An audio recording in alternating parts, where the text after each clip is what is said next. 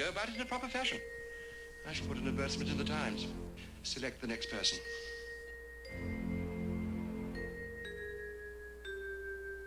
Your references, I presume. May I see them? I make it a point never to give references.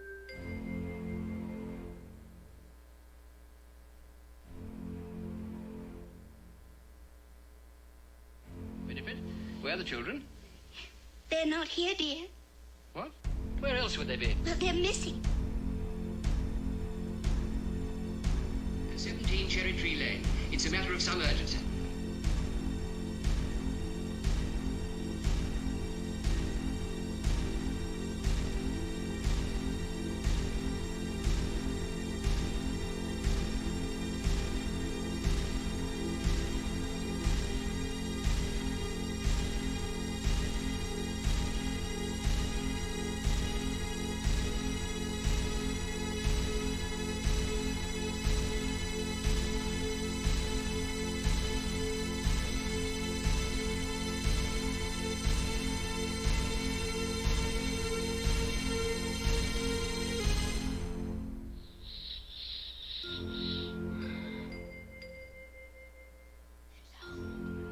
What is the meaning of this outrage?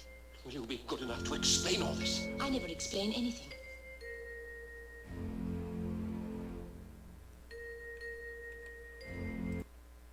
Yeah. Have you seen that horror movie? It's terrifying. La camiseta de Nier Automata. Shit, Square Enix. The action is the juice, alright. Oh, 7, what are you making me watch today? Also, how are you? 7 Persona, Ollie, Jamie, Not. Wait. You always start your streams when I start watching a film? I'm sorry. Watch your film. Watch your film. Your list is gonna be so long because of me. In a way, that actually is a good thing for me. Because I need to watch films. I need to. Seeing Lost Highway on the big screen tomorrow? Great. Great. 35mm? Please tell me it's 35mm. It's okay, I'll watch some of the stream. Don't worry, McMandy. I'm pretty sure any film is more important than my stream. I'm not being ironic. I'm really like... yeah. 4K! Oh my god, okay. Wait, 4K big screen? What is that wizardry? Developing economies are not familiar with 4K big screens. That doesn't exist. Are you fine with... yeah, whatever. It's your choice. You make me see whatever you want. Legal, of course. I'm not watching anything of the dark web and the unnameable.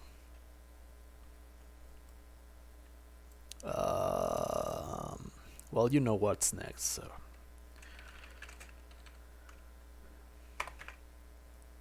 I was gonna watch Aliens and the Abyss tonight, like right now, but I saw your stream, so putting... oh, man. So, it seems like I'm basically ruining everyone's night. Man, I'm gonna buy the buy. I mean, there's nothing really relevant in here. But it's good to have you here around. I mean, it's gonna be the same one over and over again. I'm not gonna lie, The Abyss is actually it's actually decent. I enjoy that film. I miss that James Cameron, you know? Not the melodramatic one or the overexploitative CGI garbage one, but the creative, passionate one, the one that loved sci-fi and action. That's the one I miss. This one, In the Name of the People on Letterboxd. I thought for a moment that the full name was In the Name of the People on Letterboxd. Let's do that. Oh, my video capture is on. You shouldn't be. No, that shouldn't be on. Even though I'm very visible, but no, I'm not in the mood right now. Unless someone redeems a reaction video, but or a make me laugh challenge. Oh, I have a message from Jamie. Um,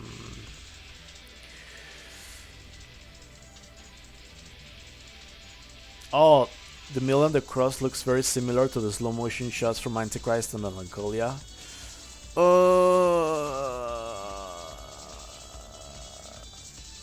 Well, I'm gonna comment you here because you're right here right now. Why would I comment here live? Those are slow-mo imagery, like slow-mo computerized imagery, and I don't know. In aesthetics, they look like very HQ, and I don't know. The Mill and the Cross looks more like. Well, we talked about that yesterday a lot. About it is CGI, but the CGI is painting, and the real landscapes and people are, well, beautiful. So I would say it resembles more maybe a mixture between, I don't know, well, CGI with Miklos Jankso, something like that. I don't know, The Red and the White, or Electra My Love, which is a color film. I don't really relate it so much with CGI Von Trier, but that's just me. That's just me. What the hell was I gonna? Oh yeah. Welcome in. And it's in the. Okay, so here we have it. You can redeem however you want. I mean, I don't care if this list goes on and on and on. I don't really care. I'm gonna have a full marathon of all of this redeems. So we have. Oh, it's on YouTube? Okay. So what is this? Frank Christopher.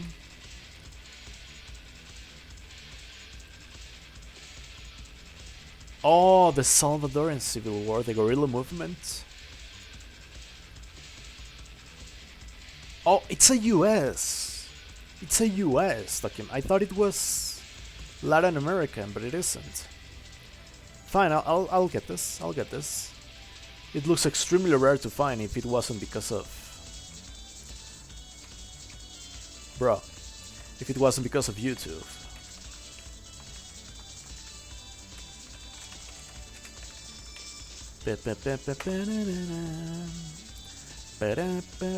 Oh, Oli recommended me Thief, and I just realized this. Oli said Thief, and that's happening next Sunday, so...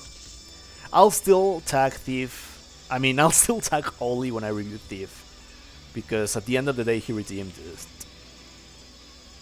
I'm actually thinking giving Oli the chance of redeeming another one, given that he's already suggested Thief for that next Sunday. I don't know. I'll think about that.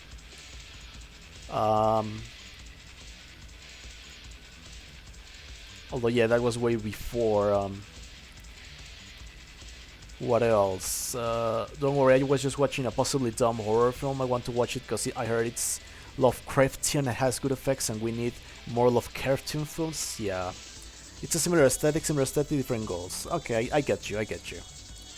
Edgar, don't call me Edgardo, it sounds so bad.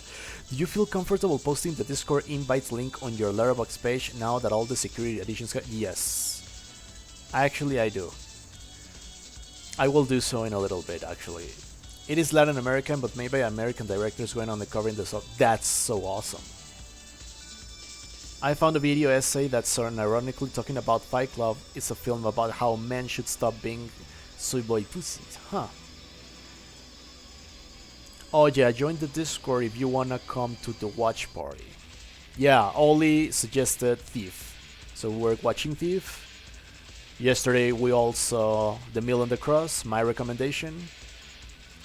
Jamie wasn't there, which broke my heart because Jamie gave it a 5 star, so I would have had more defense towards the film, but I didn't, I was alone. But at least people enjoyed a little bit. I already saw McMondy's rating, 3.5. Flip a coin, I'll give you 2 options. Rouge Comrades, Almost a Love Story. Okay, so I say Tails. Tails, Jamie.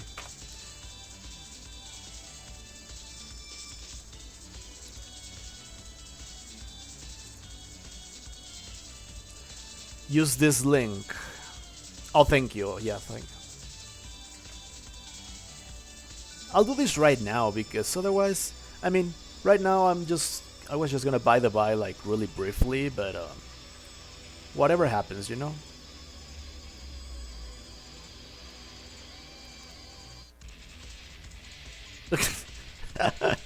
Okay, whatever. Oh boy, we're close to 12.5k. Man, I gotta. Okay. I haven't made my my celebratory 10k comeback, and we're almost close to 12.5. Man, I don't want to disappoint people. I should step up more.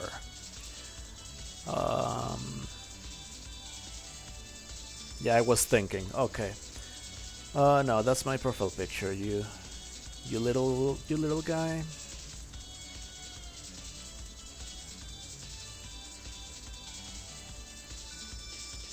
Wait, hold on. Oh yeah, okay. So I could put it right here.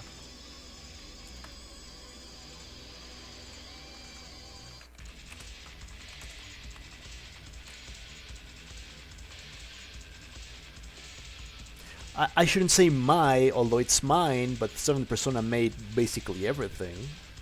Visit our. I don't want to. Okay. Our multi, whatever it said, visit our multi-varied.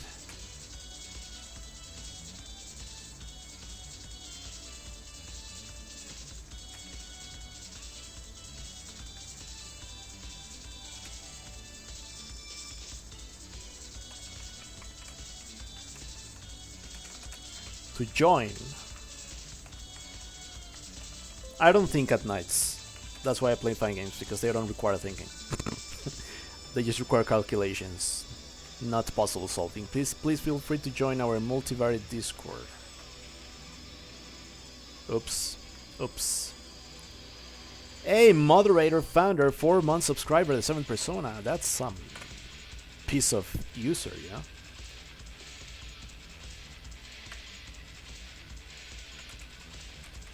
Should I put the name? What do you guys say? Should I put the name? Should I put the full name of the Discord? I'm gonna put the full name of the Discord. I don't care. I should be proud. I should feel proud about the name of the Discord. So. What's the long ass name of the Discord?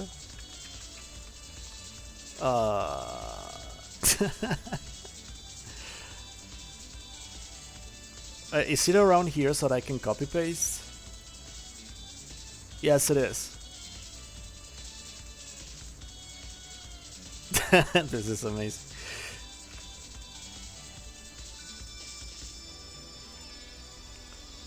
Yeah, it is done. Better now than never.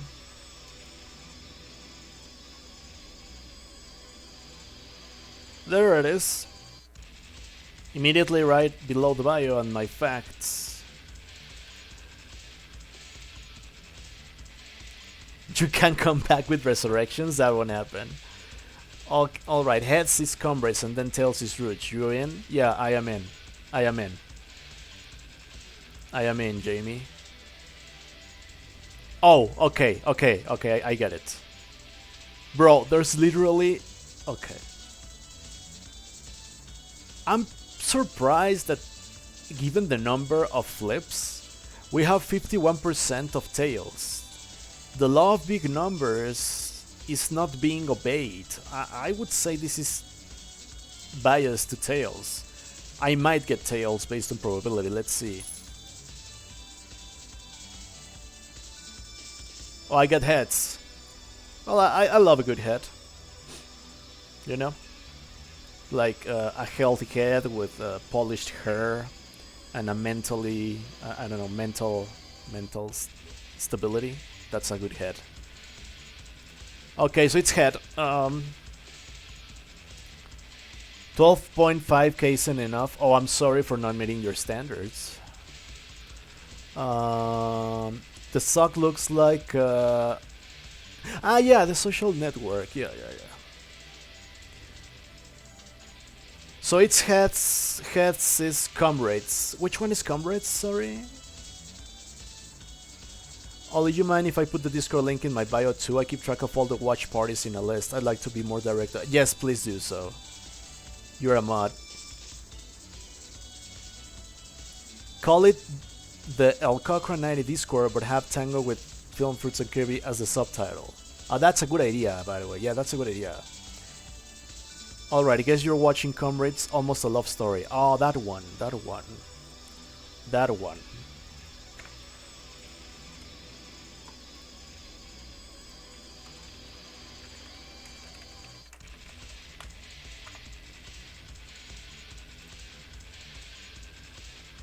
Yeah. It was one of two Hong Kong choices, so I feel like I'm kind of more comfortable with this one because it's on the top 250, so that allows me to reduce my missing spots in this list, which is decent, definitely better than IMDb. So let's go to announcements and where we and there's no way I'm losing track of this now. Dun, da, da, da, da. I'm lazy to write. I'll copy paste.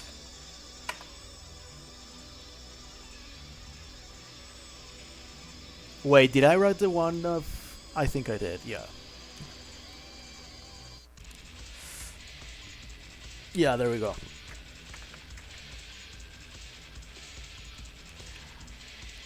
Alright, let's see. Above 12.5k is my standards for myself. It's more of a dream. I just wish I could be immortal. I actually like that idea. I just swapped the order of the titles, so Cochrane server is first.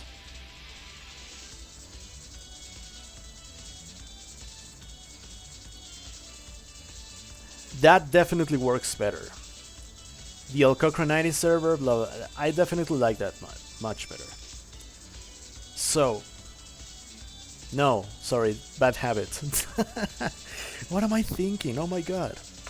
Bad habit. Oh, the Devil's Backbone, thank you. Oh, Daisies? 3? I'm not reading your 3 review because I am a narcissist. No, I'm not, but... Right, so I won't put this because it might drop... I don't know.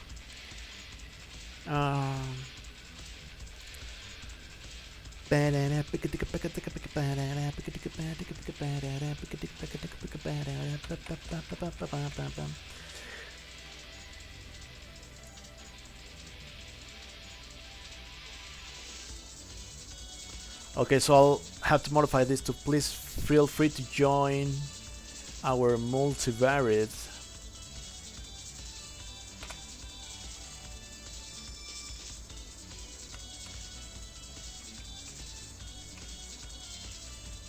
The ElCochran90. How do you put it? With a space? Oh, the space ElCochran90. Discord server.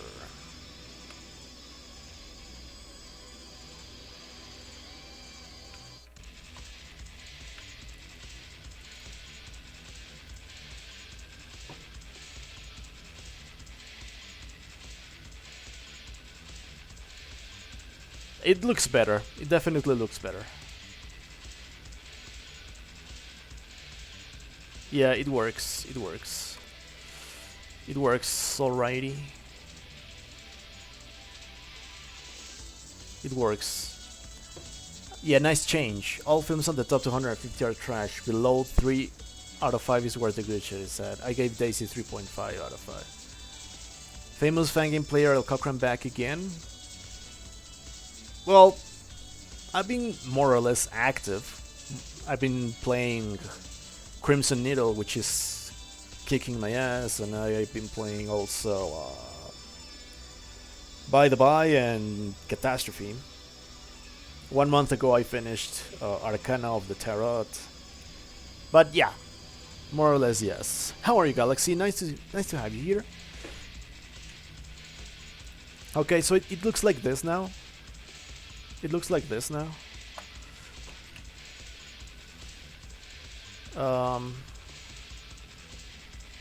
It looks like this. I think it looks better, cleaner. It only takes one line of space, and the link works.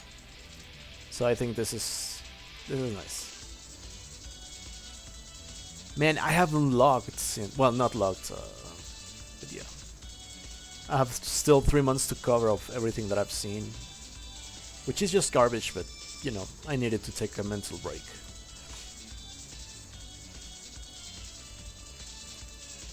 Oh, live again. Okay, yes, live again. Yes.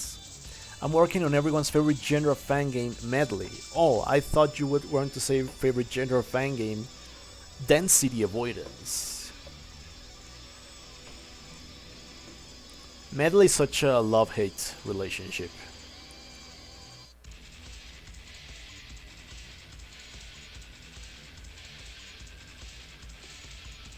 The name of the people, I think those are all the comments. Yes, they are. Yes, they are.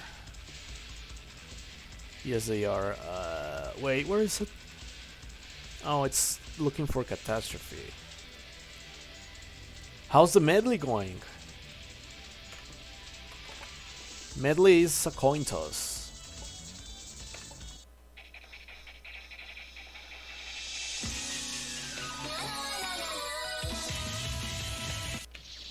Hold on, it's too laggy. Too laggy. Gonna close Discord.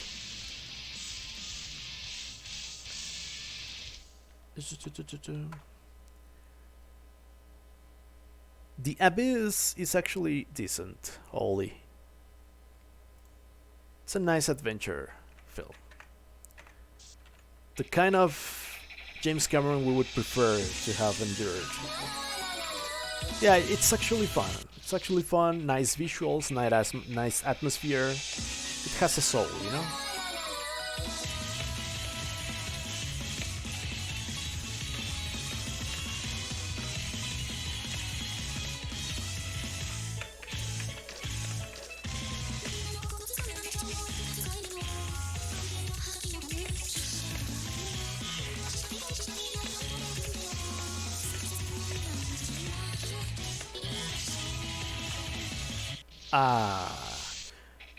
Personally, I think it's good, but I'm also incredibly biased. Only 8 streams in. Well, I mean, if you love medley, I would assume that you also recognize, I mean, you are able to identify a good medley. What are your favorite medleys? Let's make a test. What are your favorite medley games? Culture 2. Maybe a little more obscure. I like Underwater Monsters, but films about them are never good.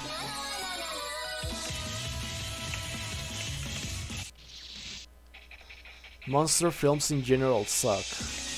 Yeah, except for The Host. The Host is awesome.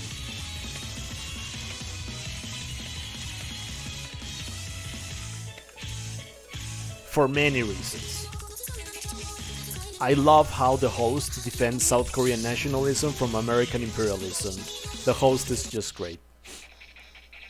I'm definitely more of a K3 kid when it comes to my takes on medleys. That's fine. K3 is divisive, but it's definitely a landmark project. It's a timeline event. I think that suffices, you know. Yeah, but Mike Mundy said. Oh yeah, that's true. He said monsters. I thought he said underwater monsters. Wait, he said both. I like underwater monsters, but films about them are never good, and monster films in general suck. So the logical conclusion is monster films in general suck unless they are underwater monster films. Is that the logical conclusion? King Kong and Godzilla 1954 are amazing. I mean, those are certified hood classics, certified monster classics. Yeah, they have their charm, but really, the host is really special. You gotta give it to that 7%. The host is really special. Last Z looks like a cool medley, and C3 seems so cool, excluding the last stages. Oh, okay, okay. So you're into hardcore fan gaming, I see. Into the expert slash veteran slash master medleys.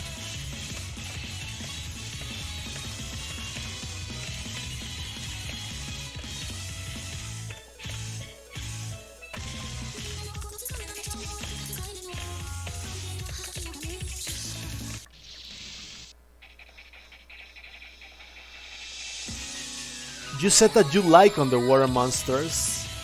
Oh, I get your comment, but films about them are never good. I thought you meant never good because everything ends up wrong, not because the films per se were bad.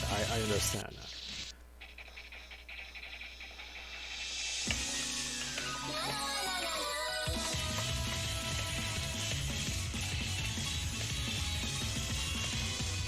Oh yeah, that's something I gotta watch. Shin Godzilla is something that actually attracts me.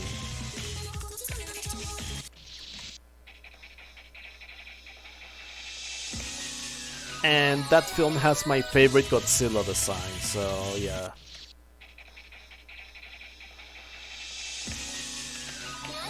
I'm definitely watching that.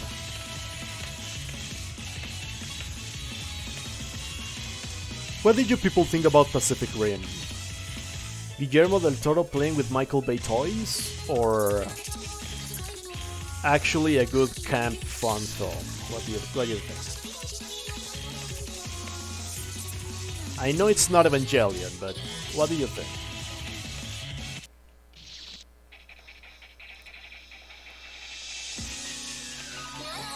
Oh, I'll click that link in a bit, Oli. You finished Evangelion, and I wasn't big on it, so I don't have super high hopes for Shin Godzilla.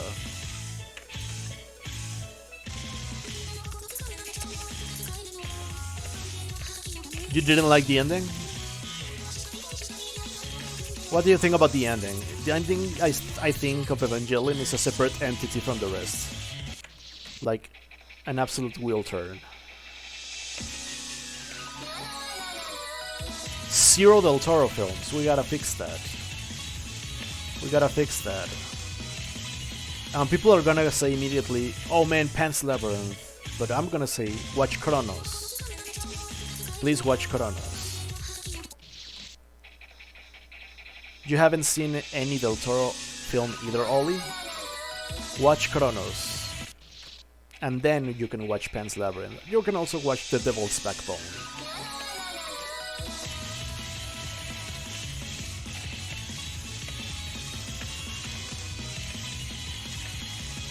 I love Chronos. And I'm so freaking glad that such an obscure film got a Criterion DVD, making it less obscure. I'm so glad. Because it's a Mexican film. It's his only Mexican film. And it's great. It's really great. The one I haven't seen though is The Shape of the Water. That's the one I haven't seen. Shape of the Water is very divisive. Oscar winner, 5 stars, 3.5 stars. Bestiality is horrible. Bestiality is hot.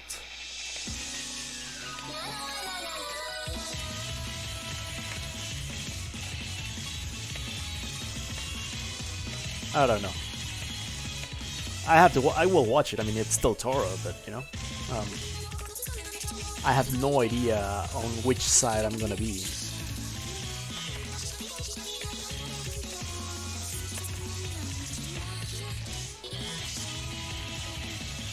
What is that? I'm a big supporter of people watching Serial Experiments Lane, one of the most dreamy animes ever made. Ah, I'm looking forward to seeing Serial Experiments Lane. It's also confusing. I see. So that would be reality. Oh, best. Yeah, it's reality.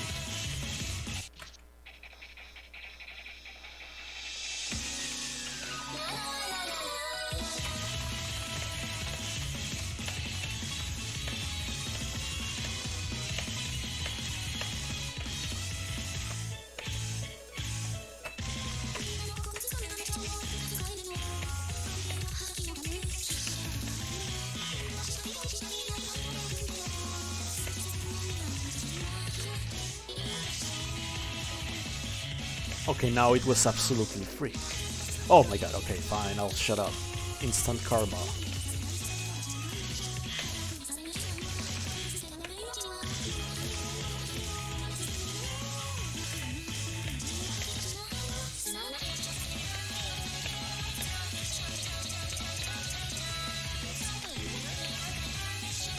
That was deceitful looking. Thank you, Olga. I need to look. I don't know. I just want to get over this. I'm enjoying it, but it's been so long.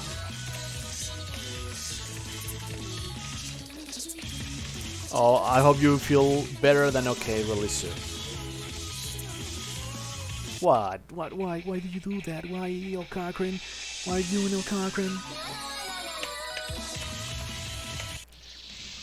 Either I find it so interesting that people who watch, and your mother too, that's también, always focus on the sexual aspect of it when the political subject was so much greater drawn to me. Yeah, it was made during a political transition of power because we were under the same regime, under the same political party for over 70 years, and in 2000, a new Democratic Party entered into power. And the film revolves around that period. So yes, it's an erotic fable. It's basically an erotic fable fantasy. Extraordinarily well filmed. I prefer it over Children of Men because Y Tu Mamá también is pure kino. It's superior kino. More character development. It's amazing.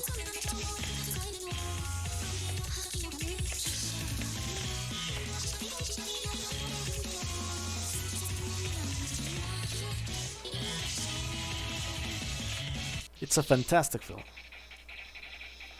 Yeah. Cortez should be like right in your face. The name, not the woman. Why am I talking so badly today? Bad Cochran. I'm ruining my reputation as a educated saint.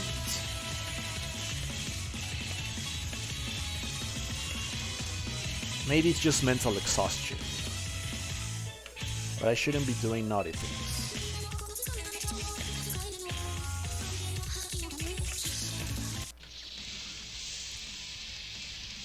So for anyone that finds you through Twitch can get to... Oh, I think the Discord should also be on your Twitch bio too. You have a good point. I'll put that in there. Security measures implemented by 7 definitely help a lot to invite people. And to make the correct filters.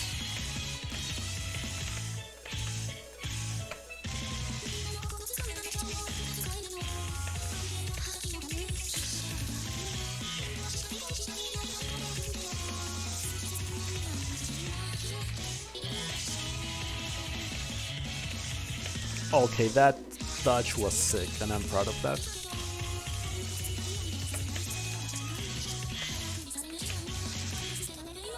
I've been thinking about the film Gravity lately, and I dislike it each time more.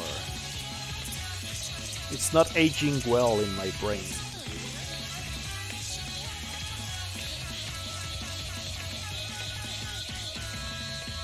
God damn. Y Tu Mamá también. Okay, hold on. It's también, please. It's about Mexican politics. It's about how milks are. As I said, it's an erotic fable. Extraordinarily well made.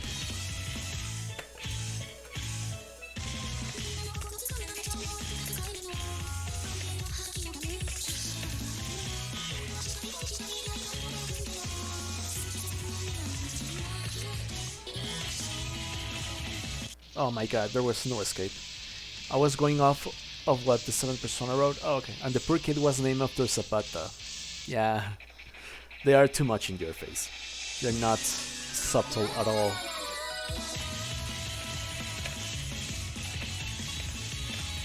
Although you gotta give credit to the way that Gael Garcia Bernal says goodbye to her girlfriend. And the girlfriend goes like, "Oh, is this the way you say goodbye?" That's a really funny scene, I gotta say.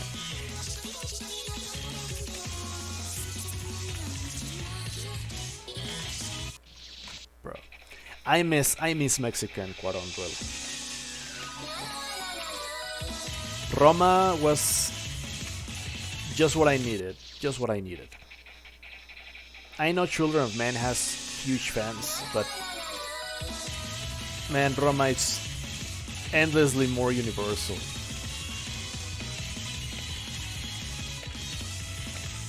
As a Mexican, I can certify that nothing is stereotyped. Really, nothing is stereotyped. My family was exactly like that.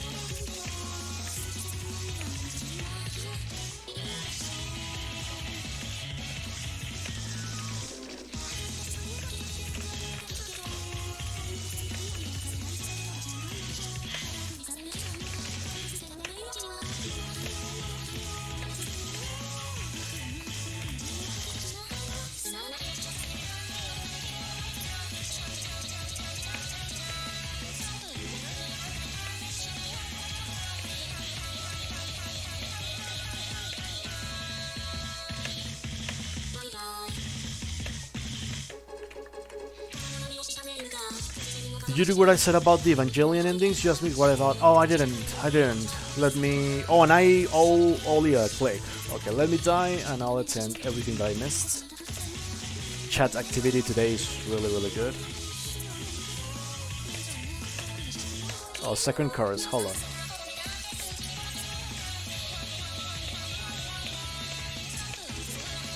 Black ones! I hate the black ones. Every time I say I hate the black ones, 7 Persona begins annoying me. Not annoying me, just picking my... Did you read? Okay, let's see your comments about...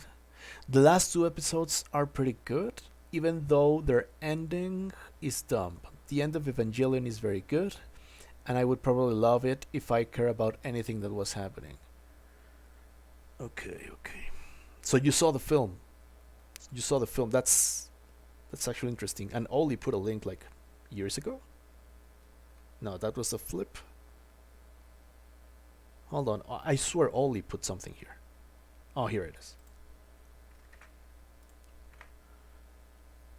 No, I haven't. But this looks awesome. That's what I like about the Kochira films. They actually care about their designs. I mean, this looks really bad. Look at this beast. This guy is not kidding around. He's not here to play. He's here to kill and destroy. Those are based designs. And look at this cover. Back when cover actually mattered. Look at this cover. This is some awesome cover. And it has a really high rating. Who has seen it? Obviously Oli. Of course Shizuko. I see. This one actually... How popular is it?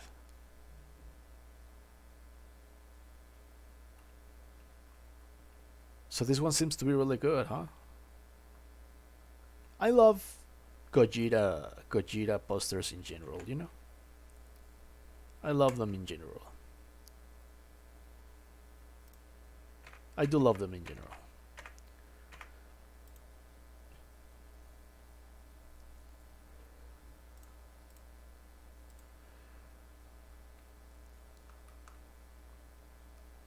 I was about to say that you're going to get cancelled. Oh, okay. I haven't seen Gravity, but most of what I know about it is that the main character says woof at one point. I don't even remember that. But I'm gonna decrease the rating. It's one of those films that comes out, everyone loves, and it ages badly. Edgar, you never got back to me about the VOD channel for YouTube. Oh, I said that I wasn't good with names. So any name would be good, or what do I owe you, Seventh? What do I owe you? Oh, today is first of month. That reminds me of something very important. I saw the film and the last two episodes. Impressive, very nice. Now let's look at the original Godzilla 1953. I watched on CY Tube, and this film was double billed with Hard Boiled. It was an insane movie night. I never screamed and applauded so much in my life, and I watched it on my laptop. Oh, wait, no, I think the main character says Roof, not Woof. I don't remember really. Godzilla vs. Destoroyah is stuck with an English sub-dubbed. Oh no, I don't want dubs. But I don't think it takes that much from the film. No, it does for me. However, Asian Torrents is a really good site. It's a landmine for all Asian content.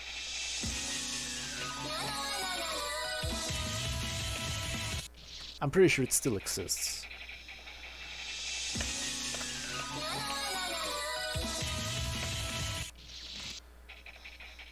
You'll set something up later this week.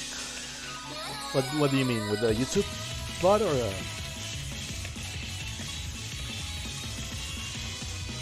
Everyone, well, I mean, not everyone, but normally movie buddies prefer always the original audio because it sounds more natural.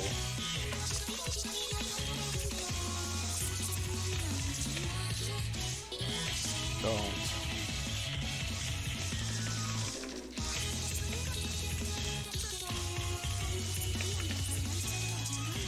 The American cut of Godzilla? Not really. I have only seen the Criterion version, to be honest. God.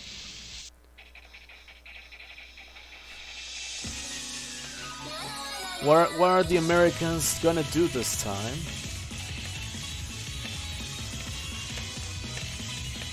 They already put an atomic bomb. Now what are they gonna do with Godzilla?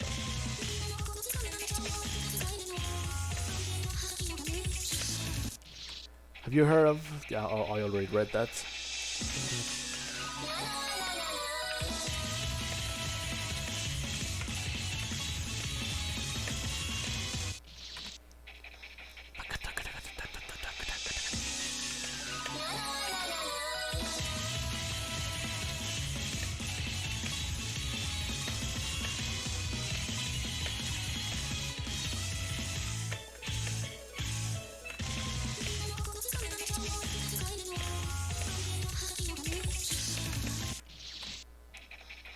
American Law was made to make Americans be able to watch Godzilla without feeling like America is responsible for... Oh no!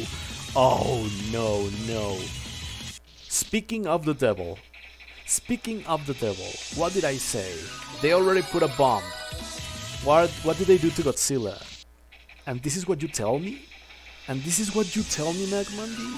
Oh my god, man.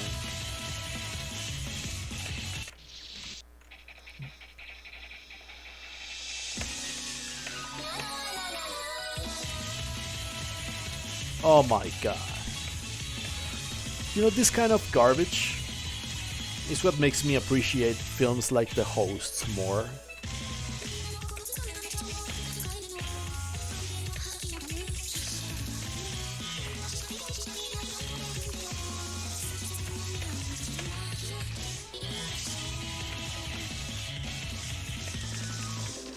I'll open it in a bit. Oh, King of the Monsters. Let me... yeah.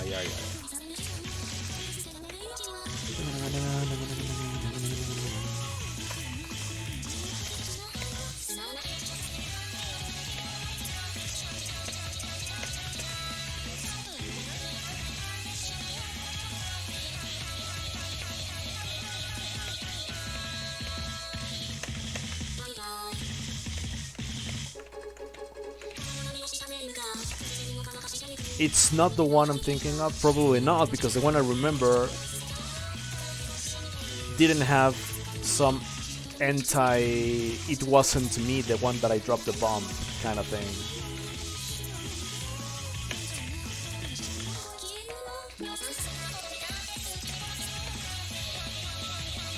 Oh God. Okay.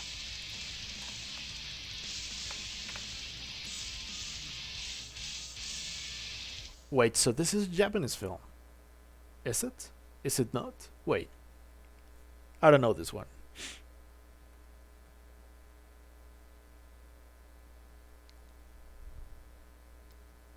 Ah, okay. So, awakened from undersea hibernation of the Japanese coast by atomic bomb testings.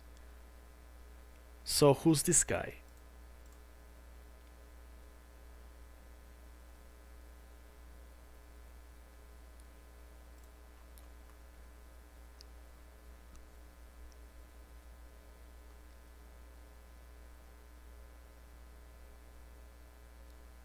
So it's a US Japanese co-production? What's the story here? Oh, this is the Americanized version of the original got Terry O'Moore's reassembles the original film, adding an American reporter to the story. The reporter, played by Raymond Burr, is edited into sequences, providing voice-over narration and not much else. It is something strange and out of place addition. Oh, God.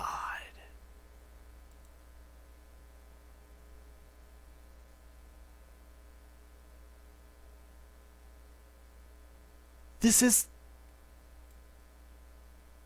Jesus.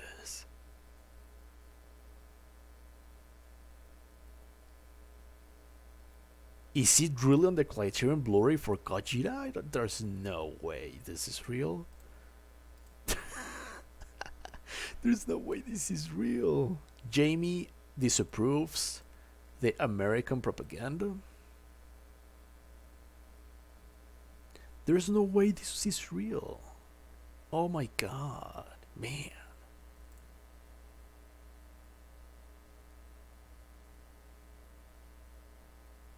Oh my God. Yes, of course. It sounds extremely 50 xenophobia. How did you watch it, Jamie? And why did you watch it, Jamie? It's so insulting.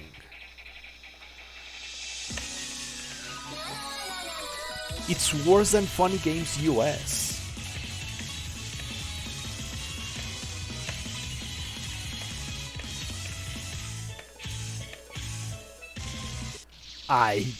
I knew that was the reason. It comes with the Criterion. Why would it come with the Criterion?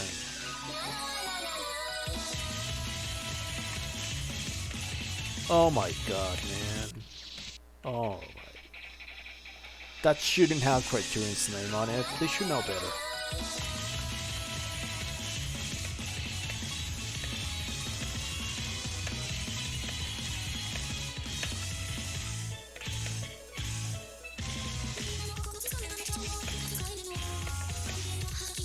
I did watch the Criterion version, but the DVD version didn't have an additional tone.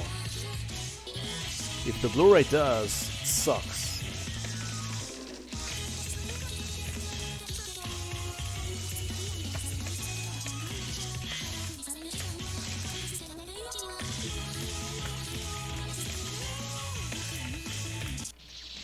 That was so dumb. Funny Games US is better than the original by a very... No, it's not. It's garbage. It's contradictory. It opposes everything the director stood for. Funny Games is the perfect anti-violence statement. And why one shouldn't enjoy violence in media for the sake of enjoyment, but for reflection. Violence destroys. And Funny Games US is... Oh, I wanna monetize on that project. You remember my infamous project? I wanna monetize something violent. It's the biggest contradiction in history of filmmaking. It's like the director went like, violence is wrong. I'm gonna punish people that enjoy violence because of enjoying violence. And then in 2007 he goes, but I wanna make money out of it. That's one of the most controversial, contradictory, and hypocritical movements in cinema ever. That's why I hate Funny Games US. But I gotta give it to Naomi Watts because she's a queen and she acts really well in many of the roles she's been into. I've been thinking about Naomi Watts recently, and if you think about it, Naomi Watts has been with a handful of extraordinary directors. Think about it. Think about how many great directors she has worked with. I know the film was meant to be for the US, but I don't think that the film needs to be in English and featuring US people for the US people to understand. It applies for everyone.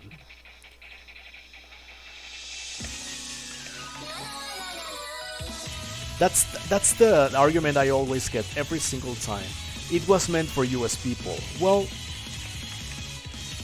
make a screening, make a special screening of your original film in the US.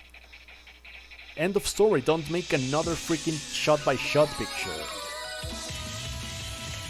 Not to mention, you know exactly everything that is going to happen because you already saw the original.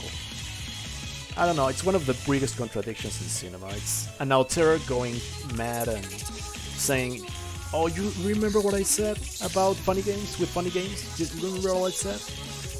Never mind, I want to make money out of it because now I have distribution and I want Americans to watch it in English. Also, it's supporting the fact that English people don't stand subtitles.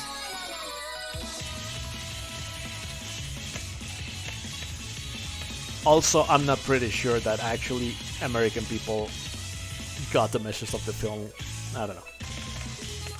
Because it was a remake.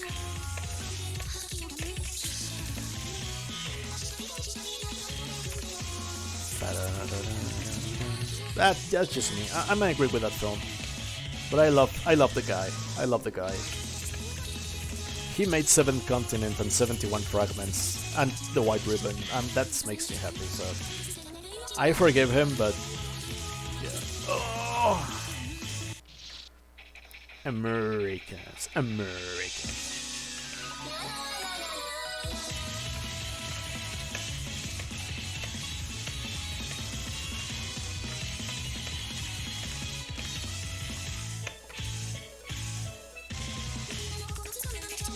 It's like Gus Van Sant Psycho. Although that case, I think it's even much more insulting. Gus Van Psycho is one of the most futile exercises in movie making ever. Can I do your homework? Yes, please. Just don't make it look very similar to mine. The homework. Gus Van Sant Psycho. Exactly, McMundy. The fact that Americans didn't get the point makes me angry with what Haneke... I mean, I cannot believe Haneke didn't forecast that. So the film is useless. It's fucking useless.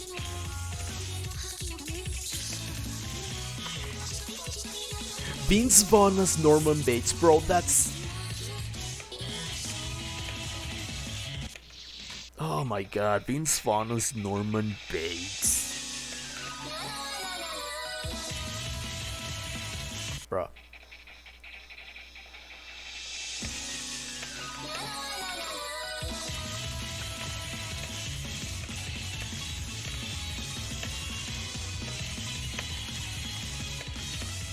The shot-by-shot remake subject is an interesting one.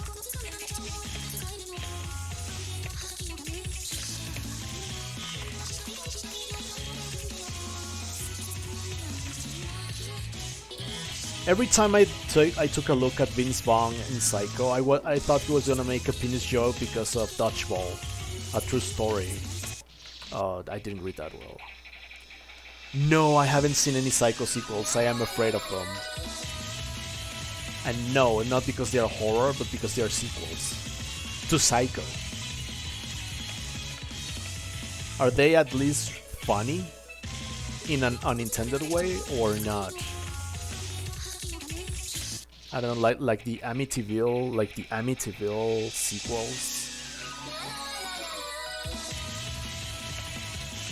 Not gonna lie, the Amityville sequels look absurd fun, like stupid fun. The first one wasn't really that great, but I mean, it has a name. Everyone knows that name.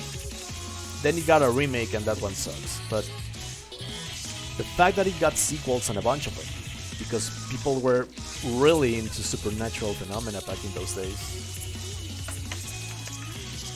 I don't know. I want to watch the sequels of Amityville. It's kind of I want to watch trash that I know I'll probably enjoy, like the Critters films. Have you seen Critters? The little killer furballs.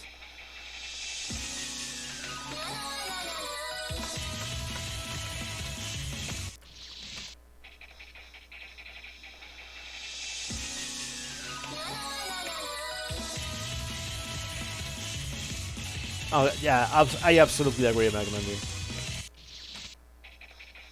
The intentions of Michael are way above the intended audience's heads. That is actually true. That is actually true. However, many of us got the message. It's really obvious. I'm gonna make violence in a way that you don't enjoy.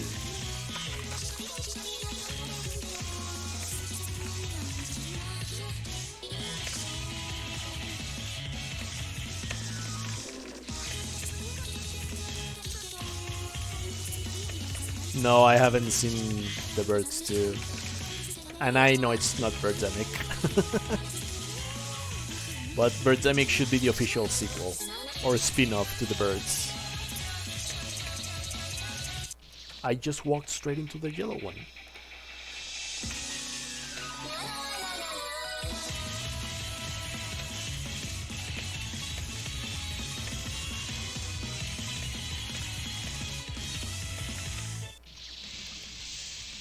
It's so we're watching this stream of someone who hasn't watched a film or any TV shows in recent memory. Don't worry, Galaxy. I mean, that's what I was talking without.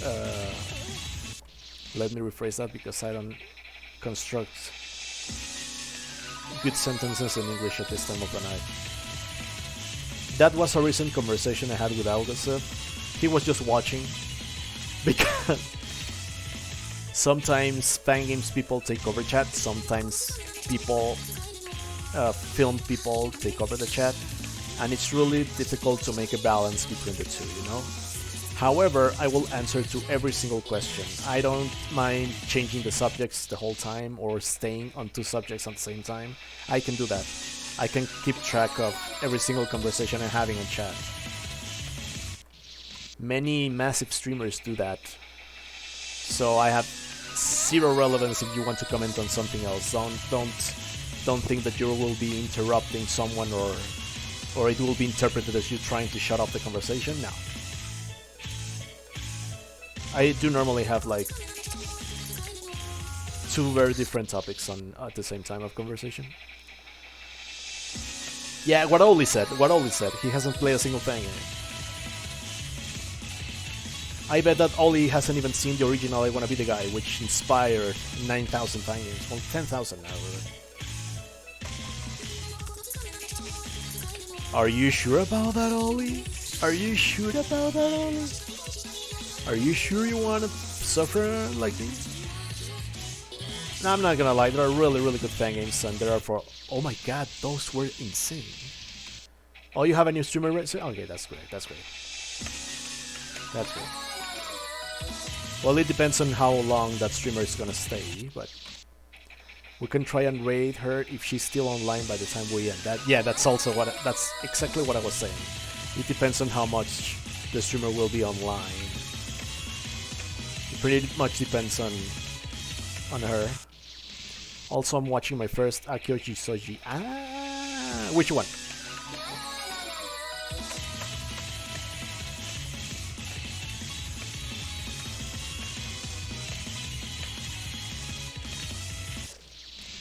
Bro, please, please. I'm gonna close this letterboxed King of the Monsters because it's really annoying and offensive. I'm gonna...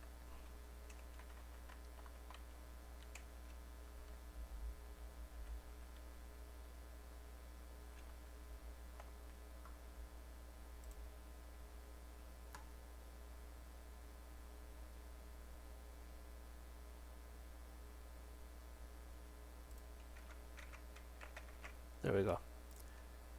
Transient Life. X. Okay, please, people. Listen to Jamie, please. Listen to Jamie, please. I have promoted this film along with Eros plus Massacre more times than I can think of on stream. Watch this.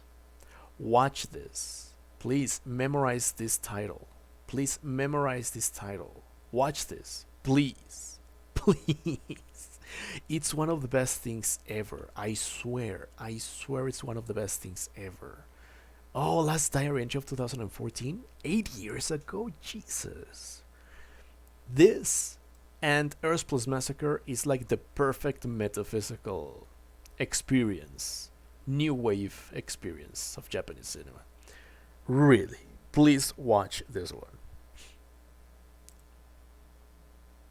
Please watch this.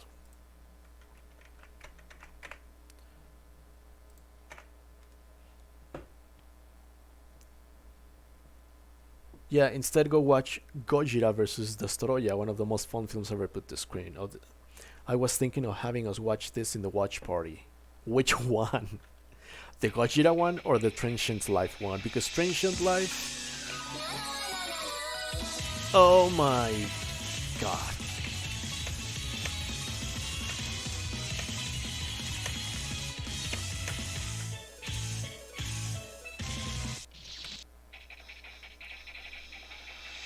I actually want to suggest a Rake Purgatory, McMundy, I'm just not sure. But I really want to suggest a Rake Purgatory. That has been considered by many as one of my best reviews, and it really is about nothing. That's what I love it.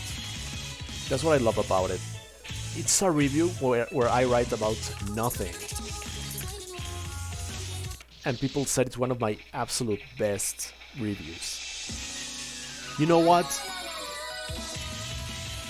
I might do it. I might do it. Maybe on my third turn. This was my first turn. Maybe on my third turn. Yeah, maybe on the third round. Not on the second round. On the second set. Maybe on the third set. But I'll definitely... Yeah. I do want to confuse people. I really want everyone to go, what the hell did I watch? I didn't understand a thing. I am frustrated. I have nothing to say. I want those reactions. They will be gold.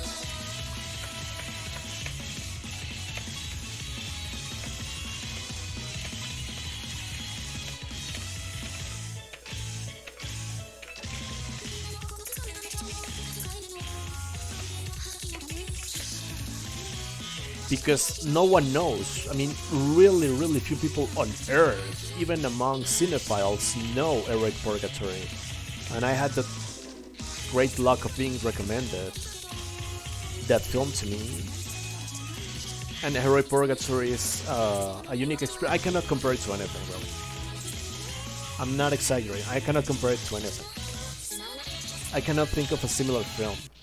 Thematically, stylized, I mean stylistically, I cannot think of anything comparable to that.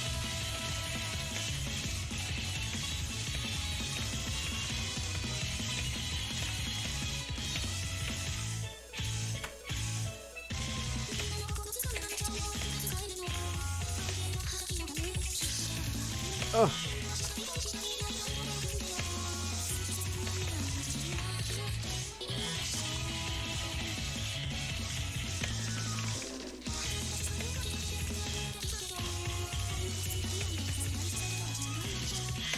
Bad good or bad bad?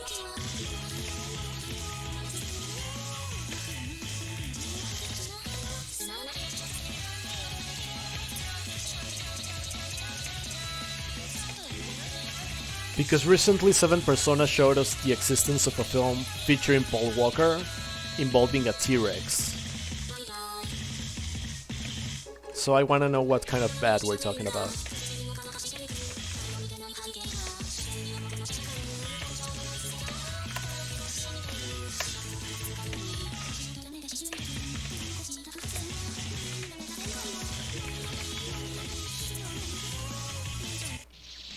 I'm so dumb.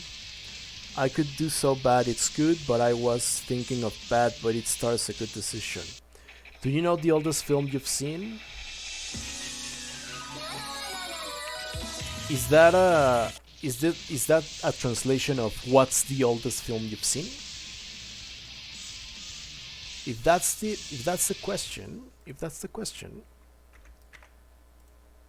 the oldest. Okay, so this is a tough topic because the answer that I am about to give is not considered by many to be a film. But Passage of Venus is the oldest one I've seen. 1874. Yeah. But it's really a sequence of photographic images. It's chronophotographic images. And many consider this to be the true origin of cinema, not Roundhay Gardens, in which many say it's the birth of cinema, which is really debatable. But if I delve into this topic, I might unleash something right here, because this is the one you see at the memes. Have you seen this meme? I'm pretty sure you have seen this meme. I mean, look at the reviews. This review may contain spoilers. They walk around. Wait, are you saying that someone has made a moving picture? What's next? Horseless carriages? Ha ha ha. Was this the director's cut?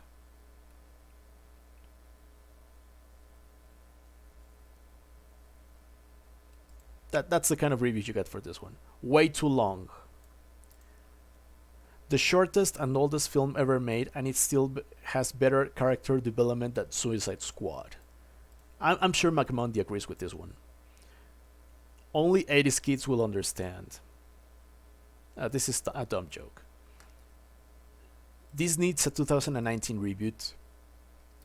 Someone put a gif on this on Twitter, so I accidentally watched it again. Yeah, you get the idea.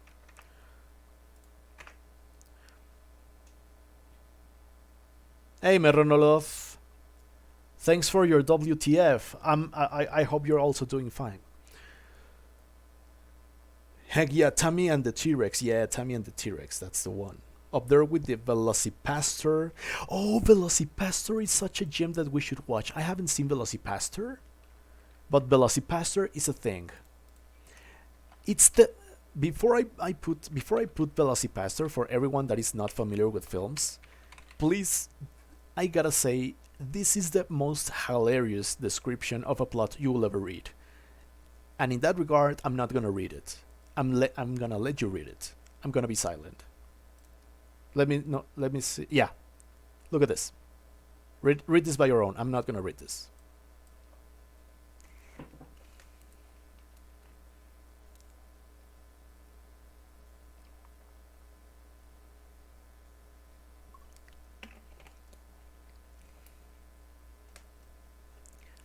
I want you to notice how important it is to emphasize this. Period and ninjas.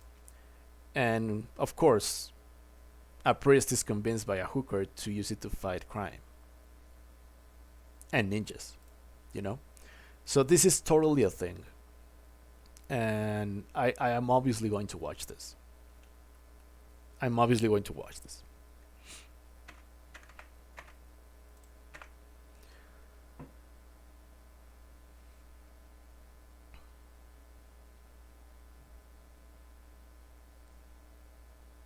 You made a shitpost review of Passage of Venus? I wouldn't expect less from you, boy. Yeah, I said it counts. Yeah, but isn't film the movement of images? So, like, technically this is film. Yeah, Passage of Venus for me is a film. You know the film, Algocid? Nice, nice. Of course, the silent one. The one that I showed. Darn, it's older than Edward de Murbridge movie. All the surviving film. Yeah, surviving. That's a key word because many works were lost. I mean, after 150 years. The Velocipastor has one of the greatest titles ever. Definitely yes. But what about the description? What about the plot synopsis? I saw a VTuber bring this up in their stream talking about terrible movies. Ah. That is basically what I expected, to be honest. I see Merenolov and ninjas. It's just its own, yeah. And ninjas is a whole sentence because like a whole sentence has a subject, a verb, and how do you say predicado? Like the final part of the. I don't remember English grammar. I only remember it in Spanish. But it's basically a three structured. And here we have a sentence that says and the ninjas. Predicate. Thank you. Predicado. Thank you. A perfect companion piece to nude nuns with big guns. Oh yeah, that's also a thing. That exists. That's so true. Thanks killing energy. Yeah, we have a lot of gold to dig from.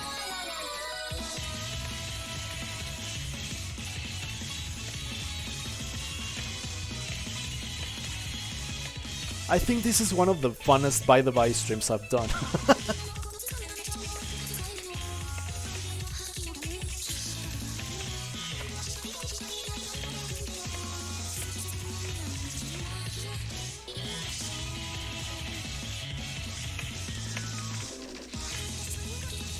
Yes, I have. Yes, I have 7 Persona. I have seen Citizen Toxie 1, 2, 3, and 4. Oh god. I have seen. What's the name of this extraordinarily violent meta film?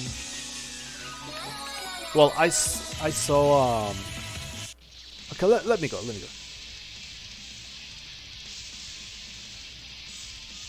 Let me take a look.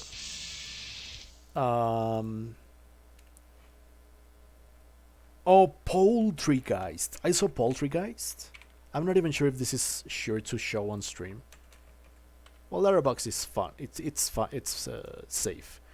I saw Poultrygeist: Night of the Chicken Dead by Lloyd Kaufman. Lloyd Kaufman is definitely the guy behind Trauma. Do you know why Guardians of the Galaxy is one of the most celebrated MCU films? Because it was made by James Gunn, one of the Trauma members.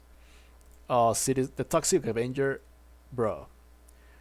I mean, this rating is no joke. This rating is no joke. It does what it's supposed to do. Now, there's this ultra-violent film called Terror Firmer, yes. Terror Firmer. Okay, let me tell you something about Terror Firmer. So it's a low-budget film. Okay, so the plot is this. A low-budget film crew working in New York City find themselves being preyed upon by a sexually conflicted serial killer. Okay. This film is extraordinarily violent and vile, but it's also very comical. Okay? It's also really funny. And it is funny. So there is like an unrated version, which is...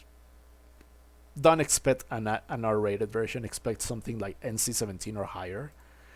But the film was so extremely vile that an R-rated version was made. But in that R-rated version, trust me, it's also worth watching. Why? I'll tell you why. Because in the alternate version, no, it's not going to be here. Because in the alternate version, Lloyd Kaufman, I don't want to spoil many of these things. Look, here it is. So the unrated director's version is almost 2 hours, and this is almost an hour and a half. Huge cuts, okay? Huge censorship. And trust me, it's all right there. The R version features several boxes that contain the word censored, covering various body parts. Nude or dismembered, of course. Additionally, for the heavier cut scenes, the movie freezes and a window appears on the screen with director Lloyd Kaufman explaining or comically reenacting what was supposed to go on this scene. The voice of characters uttering some swear words at some moments are replaced by an obviously mismatched voice that says the accepted version of the word. And finally, some body parts are replaced by images of animals. That's not everything that happens. Sometimes, in order to replace a whole scene, Lloyd Kaufman, he doesn't only reenact the scene in a comical way, but also make advertisements a la what's the name of this film? Truman Show. So both versions are being watched because the second one, I mean the R-rated version, is basically Lloyd Kaufman making fun of censorship rules. It's really funny.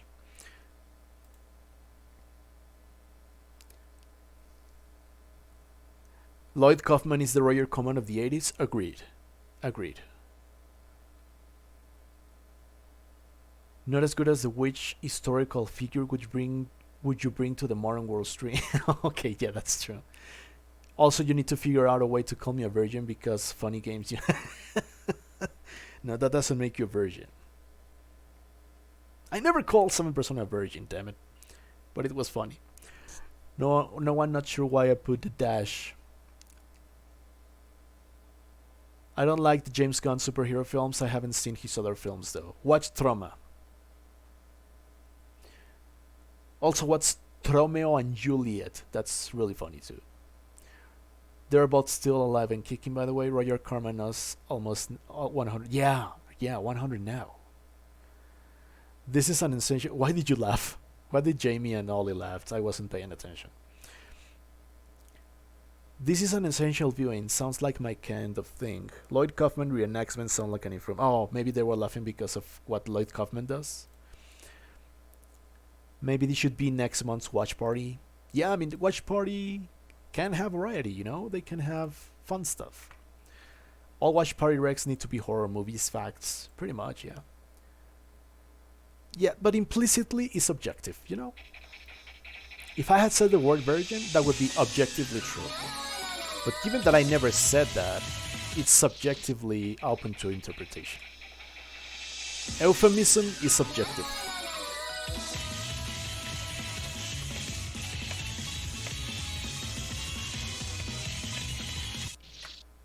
Also, I like Redux. I am one of the few ones that likes Redux. I love the hate towards the French plantation scenes.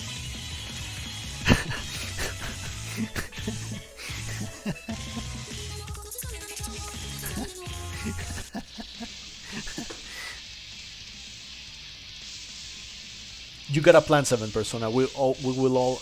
Oh, I got the perfect film for you. It will be nuts. It will be nuts. I'm bringing some heavy artillery here, 7 Persona, and it's Mexican. I'm bringing some NC-17 graphic stuff, but it's really scary. So, I am in, but I'm going with full artillery. Viewer discretion is advised for that watch party.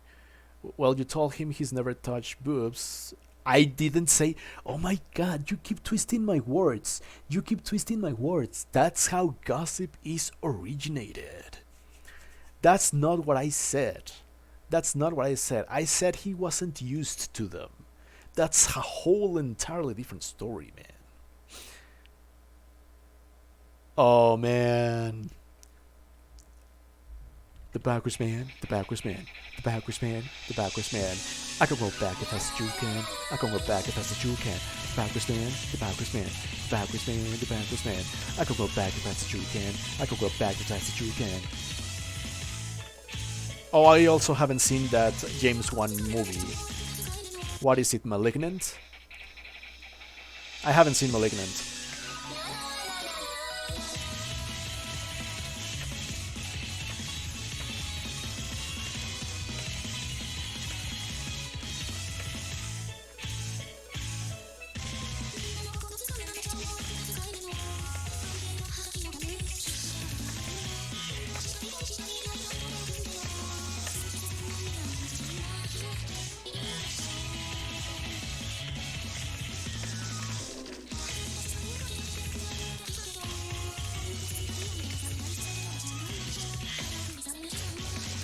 Alright, woman, let me save your baby.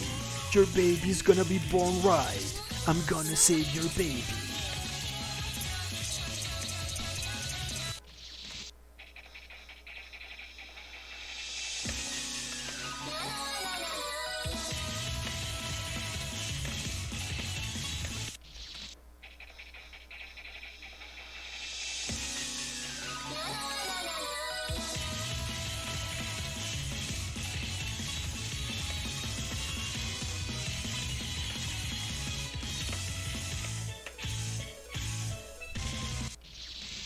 Hold on.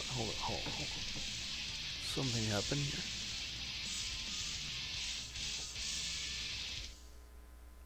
Okay. Yeah, okay.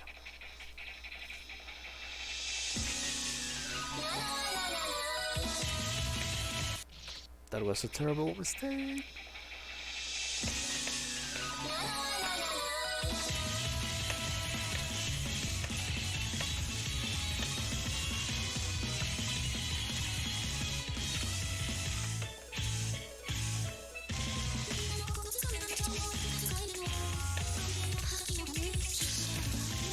Oh, that was a sick dodge.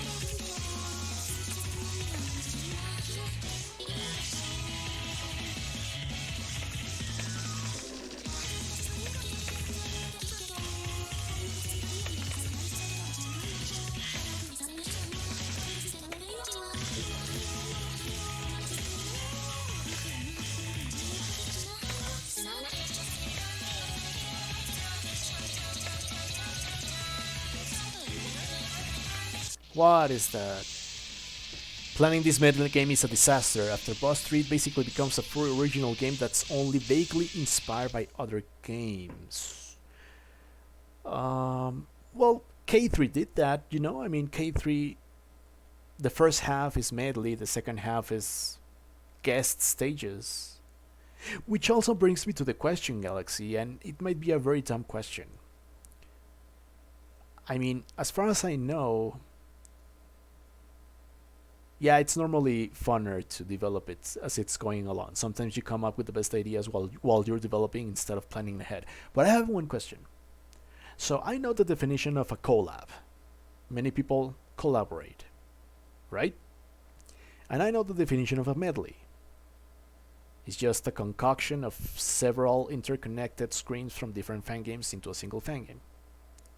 My question is, why isn't K3 tagged as a collab? I know the first half is a medley, or isn't K3 supposed to be a collab? Maybe this is the dumbest thing I've ever asked that some Delphrut person could hear from me, but isn't it a medley and a collab also? Isn't it both things? That has always bothered me, because when I go to K3, the tag is medley and avoidance and needle and whatever, but it's really a medley at its core. But why?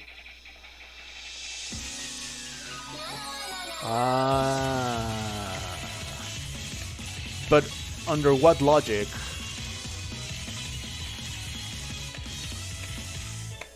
So what's the difference between guest stages and a collab? Because for me, both ideas are different people make different stages. I know collab can be like one person makes the stage, another person makes the music, and so on, but what's the difference? Guest stages come at the end of a massive work. Okay. Because I think I saw Kiyoshi tagging that as a collab. K3. And at the end of the day, what I see is, okay, if they are guest stages, it's after a massive medley, very difficult, 40 screens of madness, and a huge boss rush. But then you have a maker and a boss, another maker and its boss, another maker and their boss. And then you have an original content, which is Camellia. So that for me is quite pretty much a medley. I mean, for example, I'm thinking of this example, you know? So if the difference is they come at the end of massive stages, at the end of massive projects, sorry, let's think about this one. 7 trials. Every single maker here made whatever they wanted to do. It's horrible. I mean, it's a mess. This game is a mess. I gave it a 1.4. It's really horrible. This screen, well, this is actually the funnest screen, ironically. This is the funnest screen. And not because it's in K2. But, I mean, I hated this one. I hated this squished gates. They were horrible. Many squished gates, by the way. But that's not my point. My point is, all of these guys, well, people, like, acted in the, like, no stage has to do anything with the other one, you know? Like, every single maker made their own stage, and there is not even music. Now, when I think about Collab 2 or Collab 1,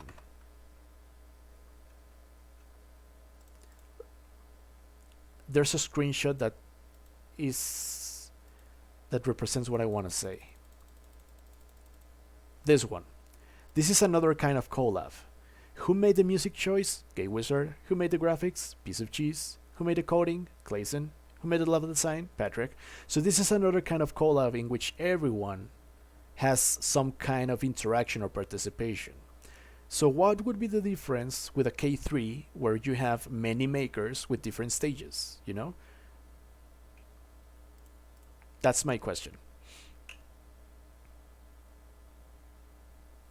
Guest stages are usually considered separate from a collab in concept at the end of Massive. In a collab, it's assumed everyone has control over an equal amount of content, roughly, as far as I know.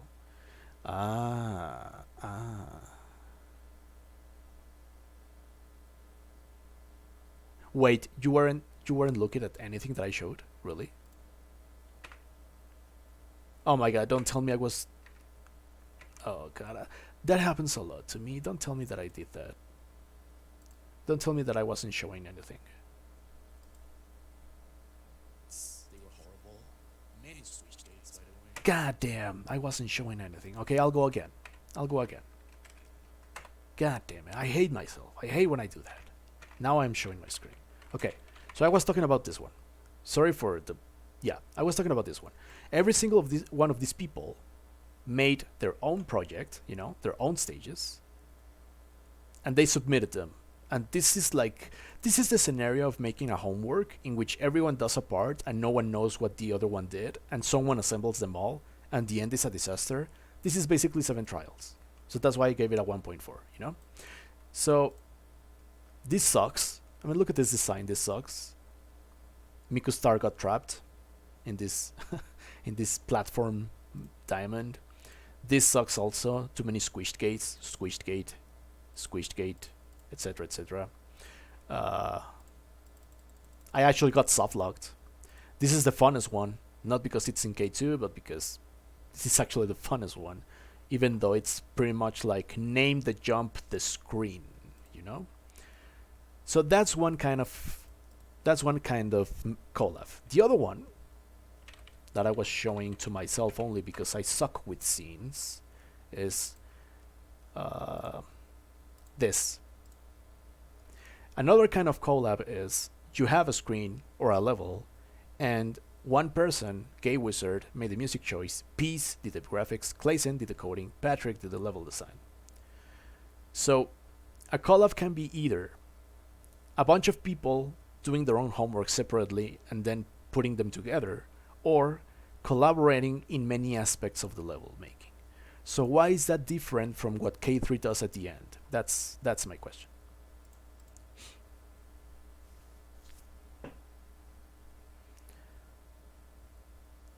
Yeah, it's a little like a gate hell, but yeah, most fan games are, trust me. Most needle fan games are. I think without a collab thing at the end, K3 would still be a complete game. That is true. That is true. However, the second half is a collab. So I could rephrase, Merenoloth, your sentence as... I know, I don't have to rephrase it. You did say collab. So that's my question. You used the word collab. So is it a collab? I don't know. That's my question about K3, which has always bothered me. Guest stages are small portions of a game where one main dev, in K3's case the main dev is Sinfuka, works on a majority of the game. Like Meronolot said, K3 would still be complete if you took out the guest stages. Huh. Okay, I get it. That solves a 3-year-long question I've been having about why isn't K3 a collab? Why isn't it a collab, you know?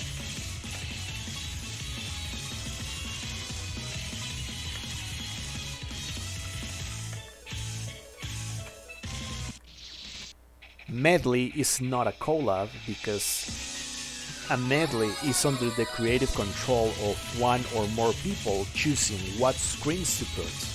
And even if the screens were made by many different people,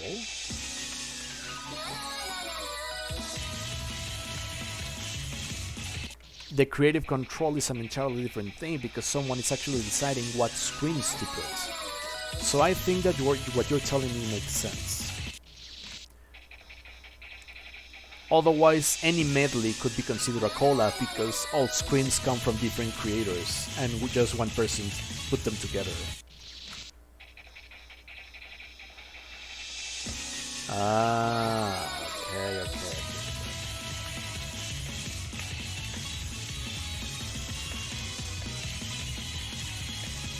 You explained it beautifully.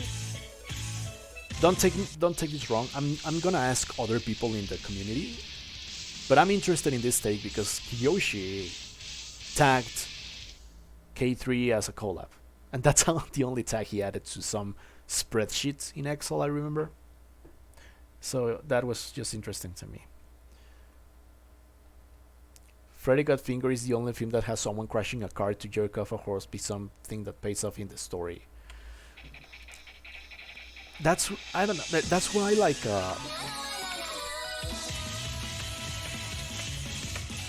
it's the kind of film that you don't have any solid ground to defend it, but you still do because it does many things that many other films don't do.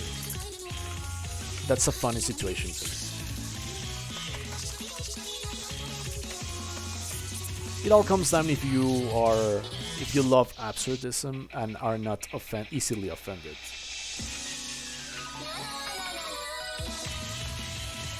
Because you gotta accept the baby scene pushes many boundaries for many people.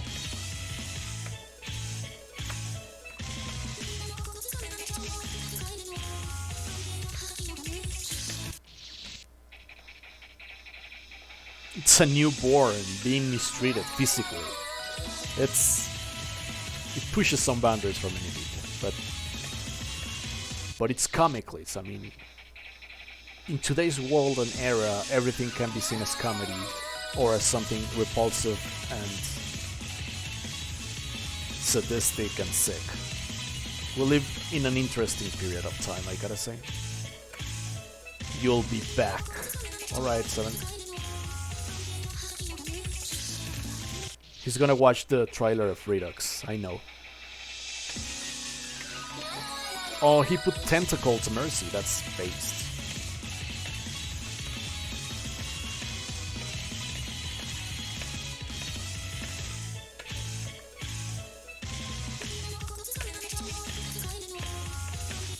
Bro.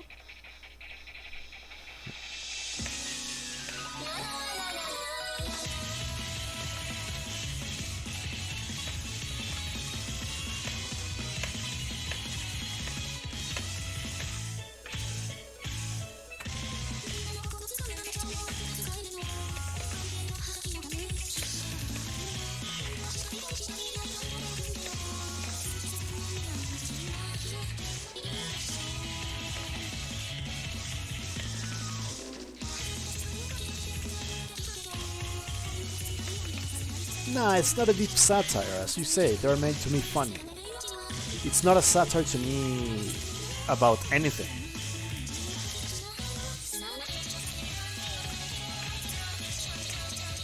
But it's just a film that pushes many boundaries for many people, I don't know. It satirizes gross-out comedies by being the worst gross-out comedy of all time. I wouldn't be so sure if it's the worst of all time. But it's definitely done badly, but that's intentional, I know. Especially the ending, I mean, the whole climax.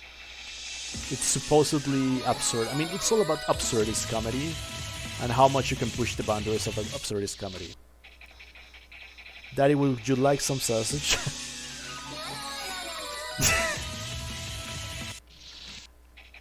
Anything claiming to be the worst of all time always has a lot of competition. Yeah, that's true.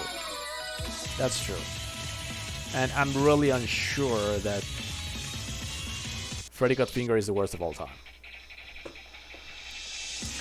It is typically listed among one of them. But even I see some technical value in it, you know? Because for me, something bad is something that doesn't really entertain you in the least. Not to be confused with the phrase, cinema is meant to be entertainment. No, sometimes cinema is meant to make you look yourself in the mirror or think about issues that you wouldn't normally think about.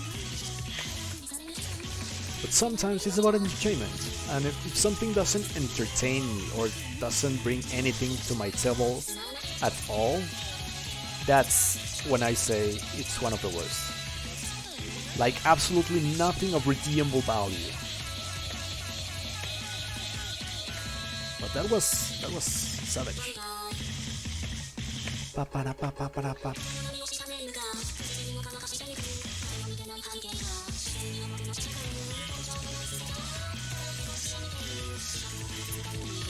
Yeah, that makes more sense. Yes, that makes more sense.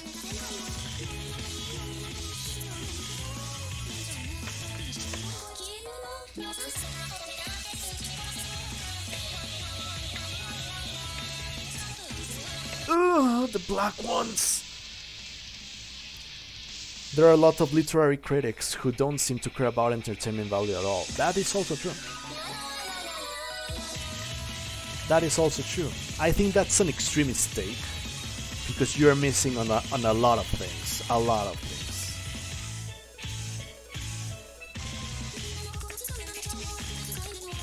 However, I wouldn't support the idea that cinema is not supposed to be entertainment but thought-provoking art.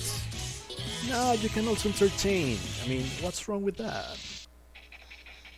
I kind of want to save this for a watch party discussion too. Save what? Oh, this topic? The chat that we're having?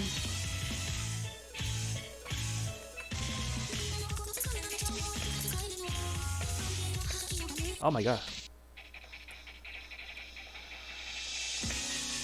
Yeah, the Freddy Got Finger topic. It's being really interesting, I gotta say. Yeah.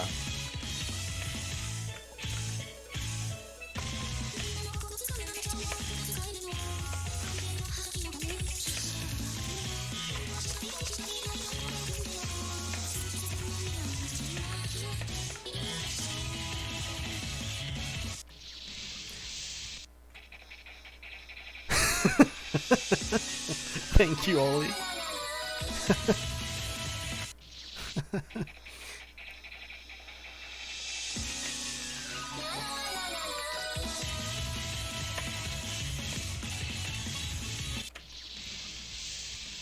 Oh yes, that's true. I love those statistical distributions. I love that. I absolutely love that. Freddy.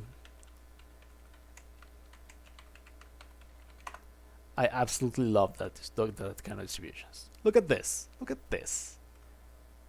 Is this a normal distribution? Is this a chi-square distribution? No, it's mass. And the predominant, the median, not the median, how do you say moda in English? Moda estadística en inglés. Mode. The mode is 10. 5 stars. The most popular rating is 5 stars.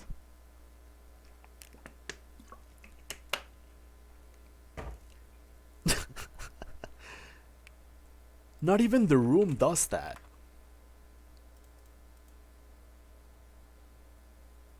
The Room is the 1 and 10 kind of deal. The 1 and 10 kind of deal. But when you have a flat distribution, like as flat as possible, you know you're talking about extremely divisive stuff. Yeah, that's so true. That's really, really true. Ah, yes. I want to show that too. Hold on. Yeah, I want to show that too. Brown bunny.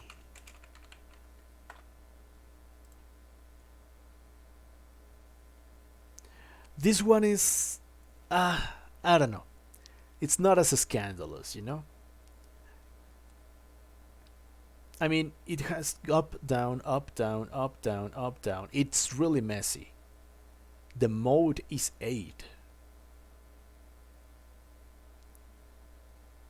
But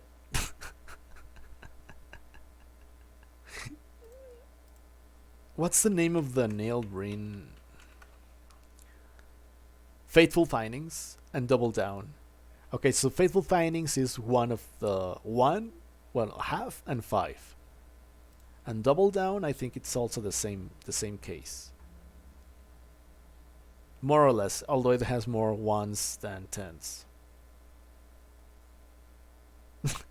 I love how every single nail ring cover is the same face, man. I love this. I love this, man. We're not ready for this kind of mastery. We're still don't understand nail ring.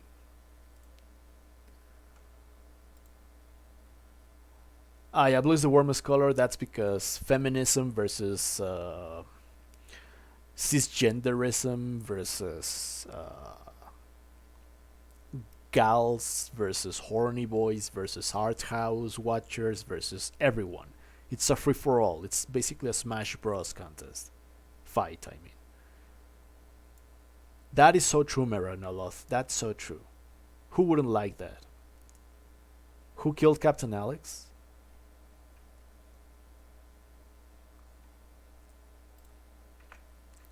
That's something I gotta see.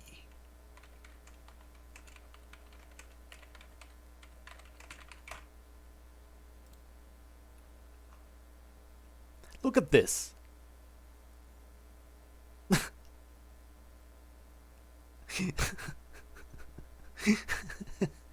Why isn't it on the top 200? Can you imagine this being on the top 250? That's when we would know.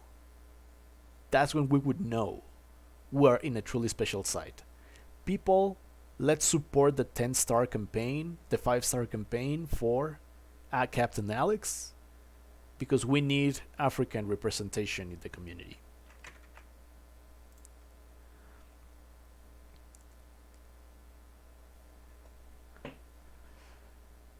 I haven't seen it, but it only takes an hour, and I think that's the kind of cinema that I'm right now mentally able of watching because it's Captain Alex. Let's watch Captain Alex. We should do that sometime. Because that is anyone present that doesn't have an idea of who killed Captain Alex is, please Google the trailer and behold. It's should I put the trailer? Because it's the funniest thing ever made.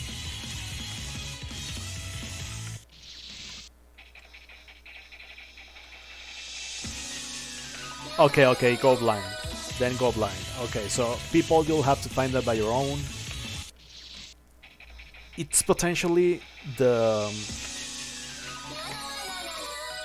funniest film of our era, for reasons that you cannot really fathom or imagine.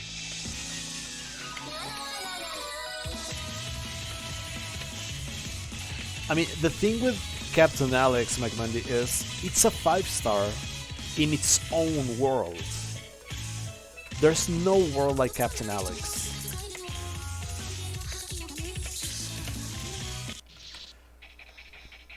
It's not even Black Dynamite, the film Black Dynamite. It's not even like that. This one is...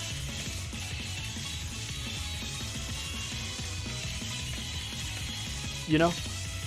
What can you compare it to? I mean, I know what you mean with that incompleteness feeling, but at the same time, Captain Alex is complete in its own universe. You know, I mean,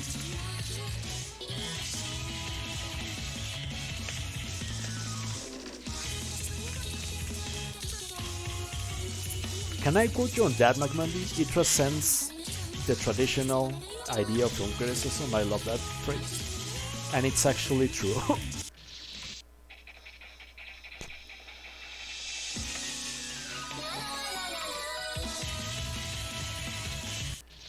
Actually, Oli, I do the same thing. I never watch trailers for my most anticipated films. I do the same thing. I go as blind as possible.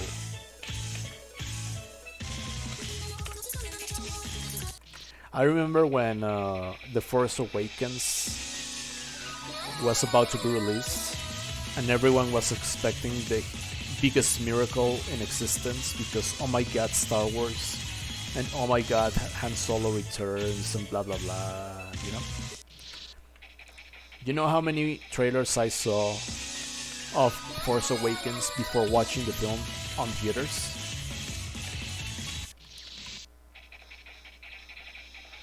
Zero.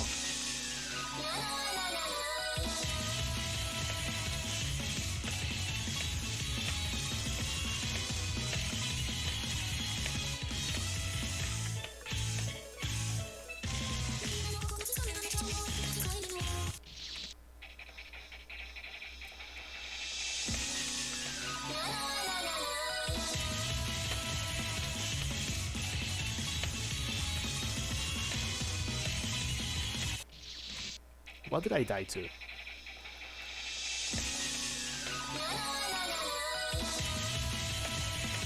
Well, bro, we should totally start a Captain Alex campaign on the side.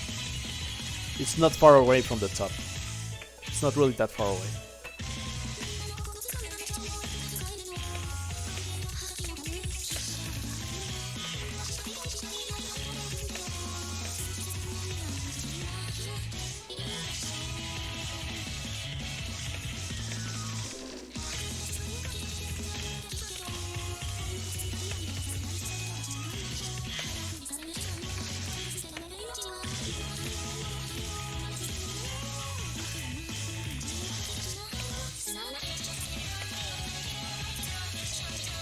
Oh, that's so true. You should, at least you should Wikipedia Wakaliwood.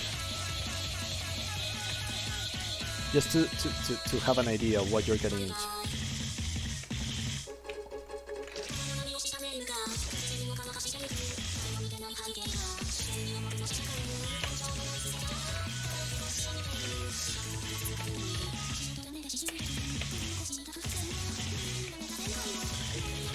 Can they do that? I don't think they can, or they can't. Is that illegal?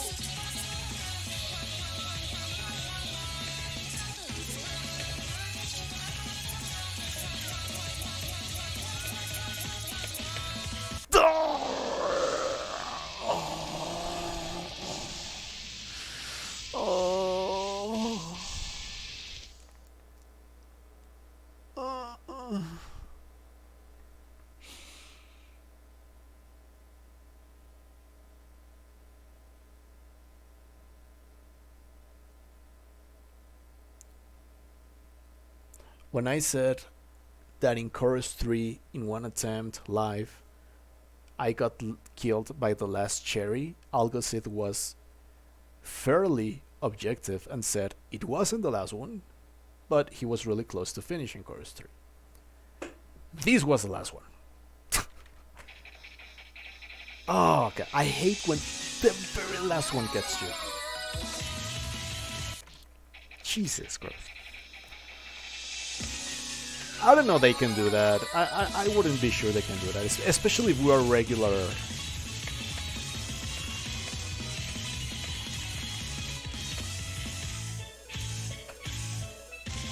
Yeah, it's the worst thing. It's a horrible feeling.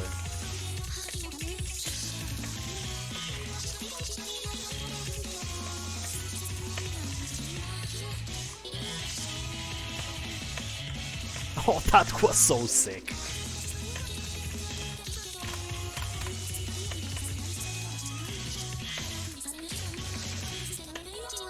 That was my Chorus 3 attempt of tonight. Come on, that's not fair, man.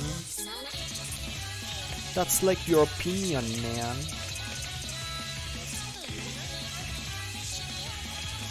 No. Oh, come on.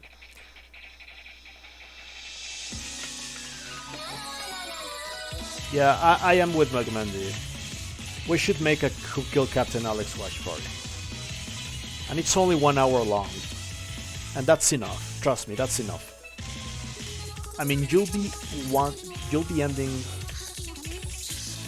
wanting more, but that's a sign of a good film.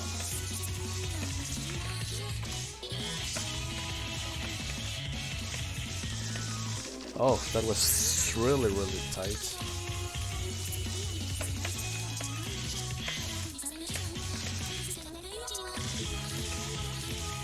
I'm in deep trouble.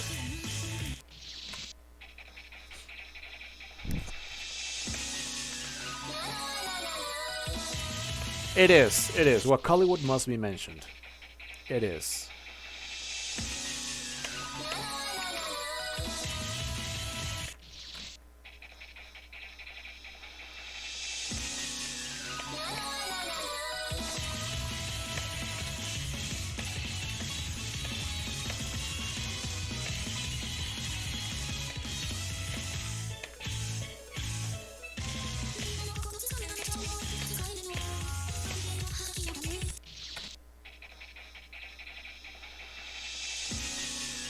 The Hollywood research. What's Crazy World?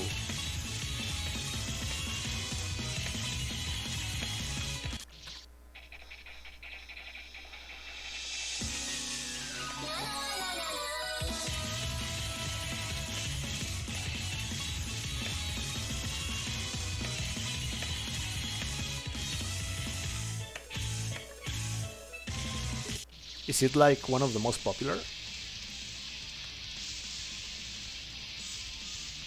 Oh.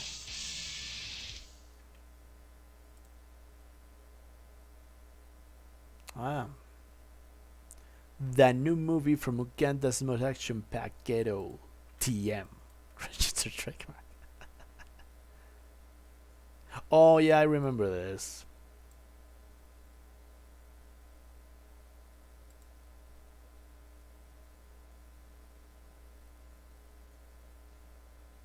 Sure thing, sure thing. Double feature time? Double feature time hype? Yeah, it's the same director, I noticed. Double feature hype?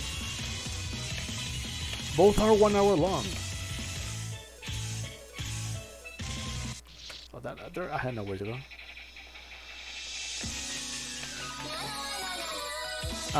We will be able to find it. There's always that one person that finds the film, you know?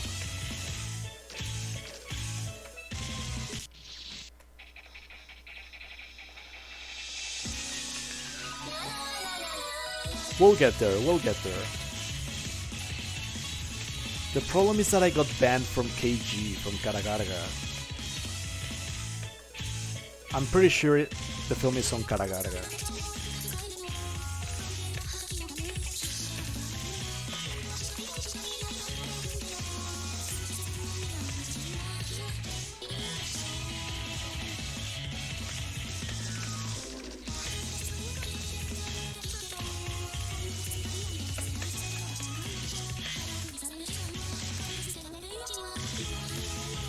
Bro, what Hollywood is essential cinema. What are you talking about?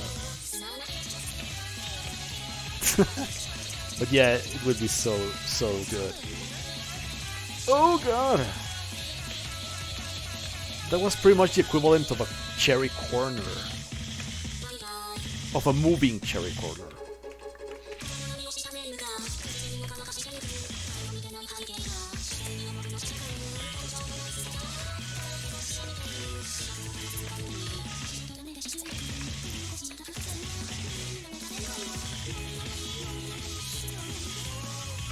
I constructed an impossible escape from it. I should stop doing. Don't die to purple.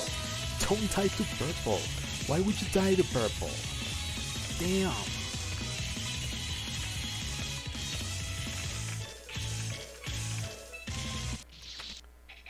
Bad reading.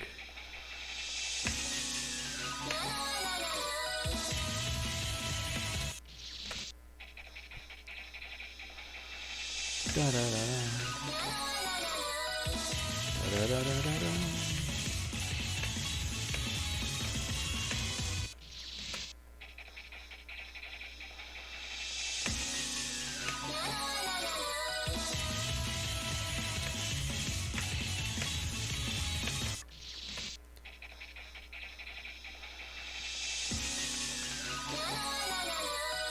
I'm not sure. sure. It's been 3 years since I visited the site. But they normally have art house choices available as soon as they are available. So I wouldn't know if it's like 2 days later or something like that. Jesus. But it's definitely really quick. Like, yeah. Like if the new Ceylan film comes out, like, I don't know, Winter Sleep or something, they will get their hands immediately on it.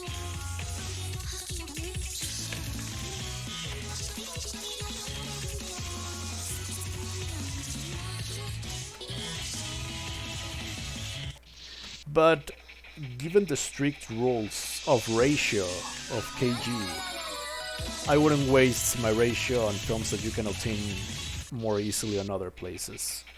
I would use it on answering 7 Personas question. I would use it on Wakaliwood films. I'm not really sure. We were talking about Crazy World, 7 Persona, and the fact that we're not able to find it anywhere.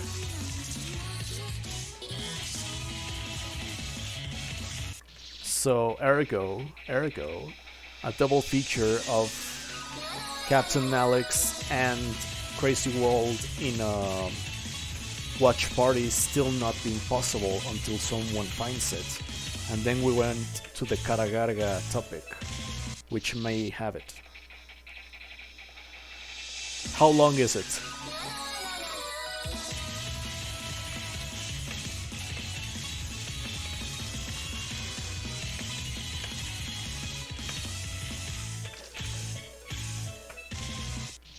Bro, that's...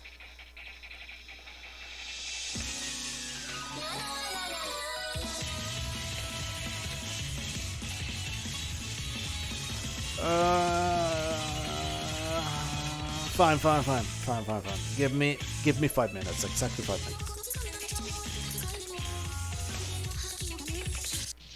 Jesus Christ.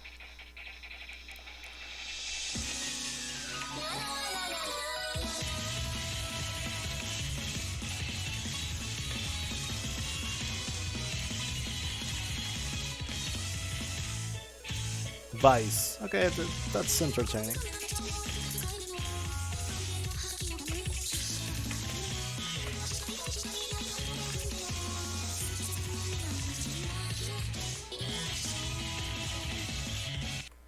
Bro.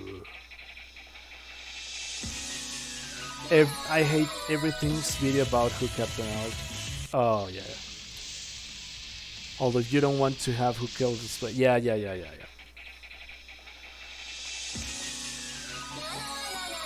Bad Black.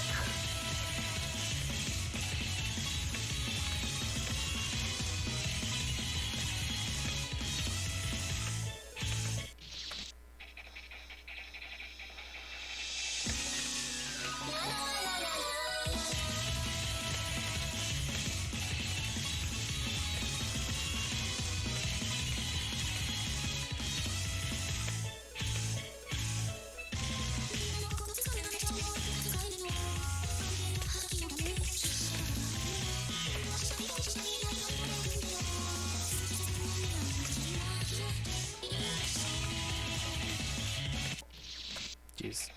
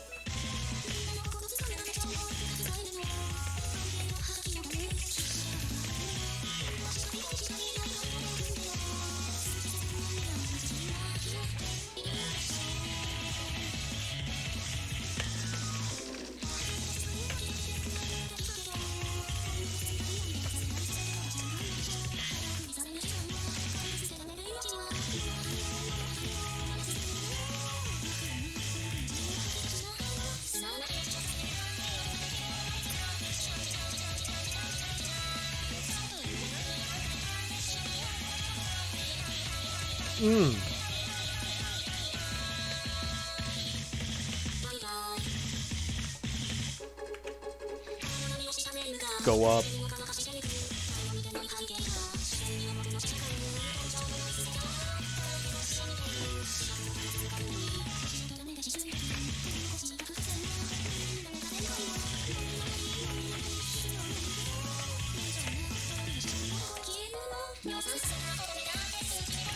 Oh god, don't curve like that. Screw you, man. Up to this point, I don't know if Chorus 2 or Chorus 3 is worse. I don't really know. God.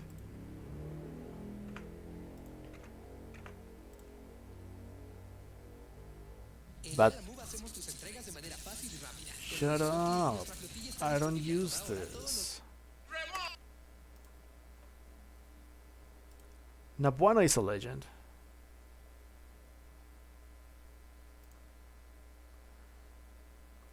A mild-mannered doctor is trained in the art of ass-kicking command of vengeance by a no-nonsense ghetto kid in an effort to regain a family heirloom from Uganda's toughest gang.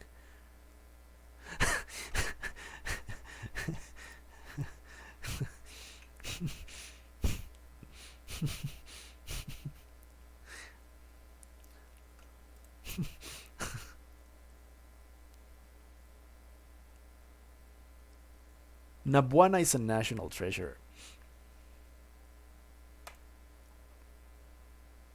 Okay, let's hold on.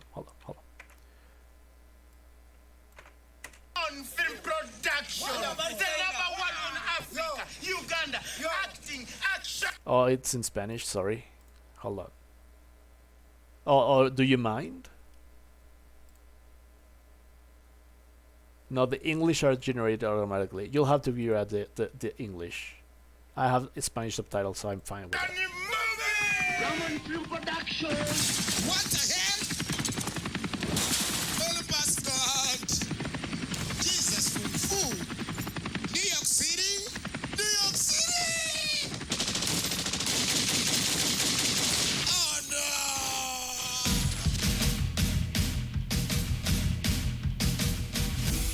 Today in my pose, if we put to la photo, African boys are basuri Ethiopia. I'm Nabuana Isaac Godfrey Wait, I am showing the correct scene, right? Yes. Geoffrey, director Ramon Film Productions, work Hollywood.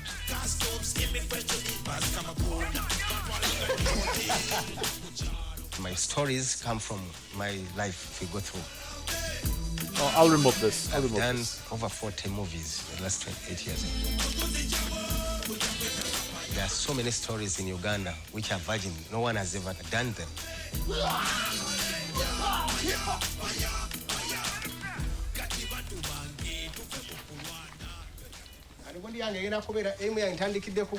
Okay? Action.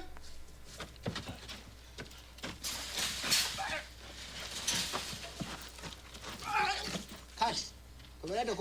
Perfect. Yeah. Okay. Action.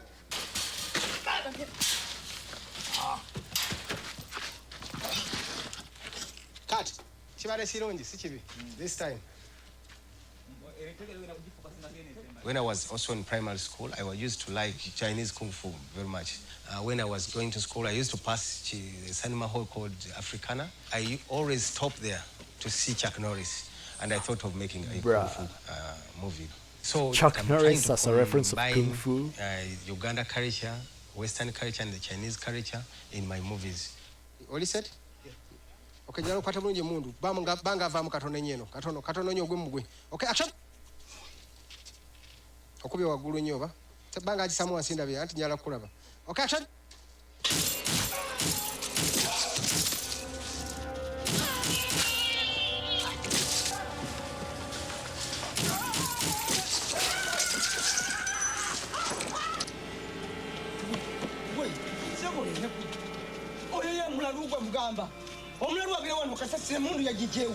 Cut. That's enough.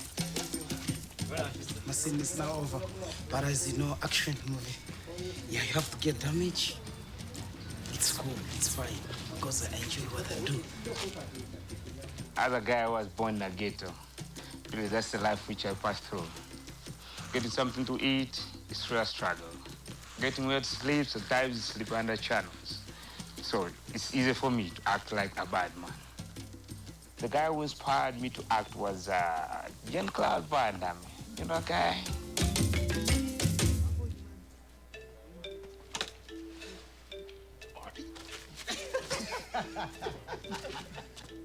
This is our rehearsing room, and we also use it for preparations when we are doing an action or when we are doing training like as today.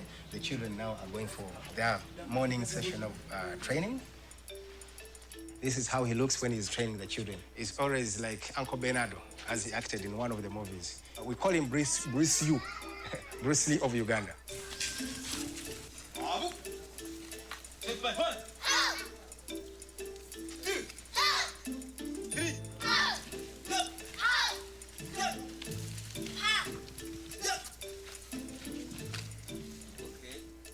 I used to watch the movie.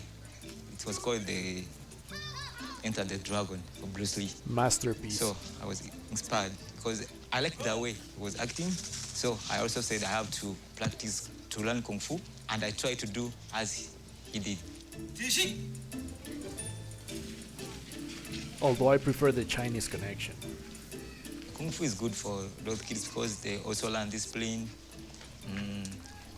Also their bodies to be strong, self-defense, as you know, Africa, maybe they can defend themselves maybe, and even in acting here, they are our future here in the movie industry.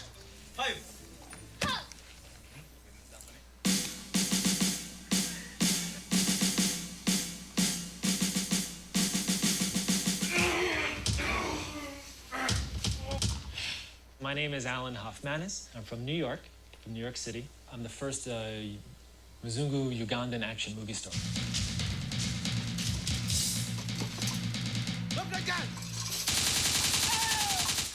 My background is in film production, and I was a film festival director for a number of years. When I saw this 90 seconds of Who Killed Captain Alex, in a strange way, I thought it would be crazier not to come and be part of this. But what's happening here, it's in a lot of ways, it's like the birth of cinema, if that makes any sense. There's no direct models. There's no one teaching them how to do anything. You have to invent everything as you go and see what works or not.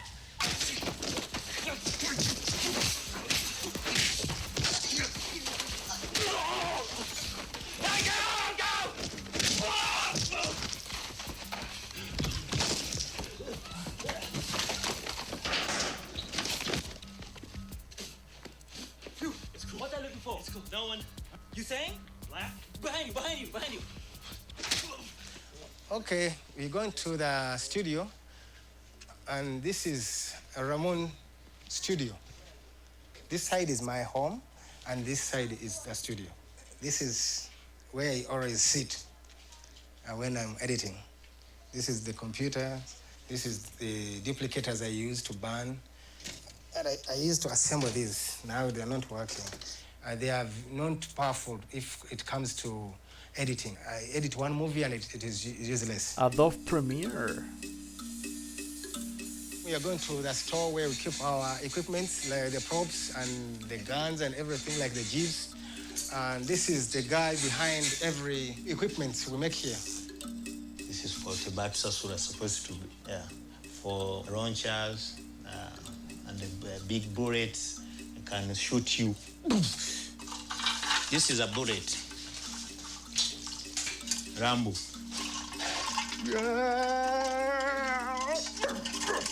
This gun, I building here small engine, can start. The trigger is accelerator to rotate here. This handle for motorcycle. That's this insane. net for speaker. When the Mr. Isaac Nawana finished to write the script, say, Dauda, you need this gun for this part. I can make it myself because I like. If it comes to the props and what, it is expensive somewhere, and then we think that we can do it, we try to make our own.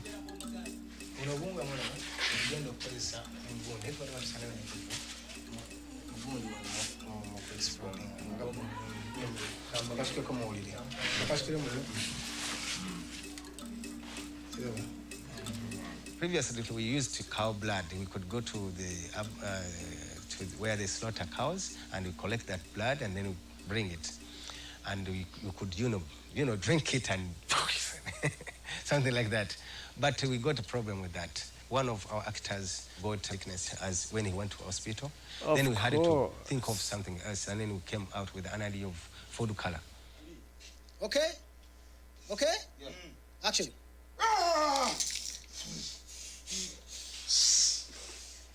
Though you might think it is violent, what I'm doing is sometimes more than what was in the past. Because if I could do it in the other way, it would be, a different story. Everyone would cry. Immediately they hear anybody making subversive activities or try to plan anything against me, they report that person straight to the police. When I was a kid, I could tell you that I saw Idi Amin. After Idi Amin, it was war. People could come at night and they tell you, open the door. You have to open and then give them money. If you don't have money, they could take anything they want. They could come and, take our parents away. That was done by the military, the police, and everything. And we have so many parents who lost their lives in that situation. But what I'm doing is just creativity. It's yes, they are violent, but at least they can be even seen by children, according to the way we handle them.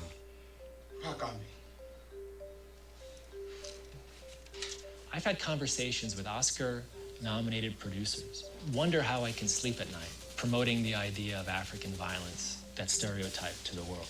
These are people who say, like, if Isaac is serious about filmmaking, he should make films about poverty. Are you looking for electronic Jesus components and Christ. semiconductors? Go to chiponestop.com. That's what people would want to see. That's what he can do. These people aren't watching it because it's Africa. They're watching it because it's an action film. This is such an opportunity, I think, to just show that there's more than one narrative in the goddamn We're watching this because it's Kino. I've never considered myself how much I could take in filmmaking. For me, it is passion. I am passionate about what I'm doing. If I want to do it right now, I do it. And the actors also want to do it. It's me who stops them. They're always saying, let me do this, let me do this. That really gives me also courage to keep on, doing it.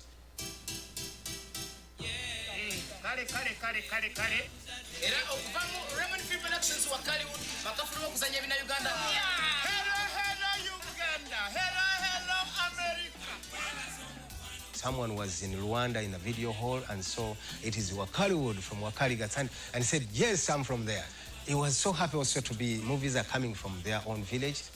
So I think that is a very big achievement to be known by the whole world. It's a huge achievement.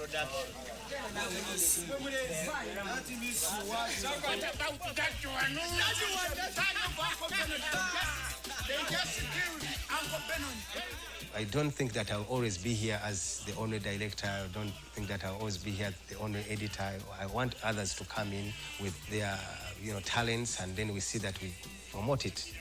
I am sure that there are some young children there who can even do it better than me, and I feel like I want to work with them to see that I do really promote this Wakaliwood to be the best action studio in the whole world. Cut. That's enough, I think.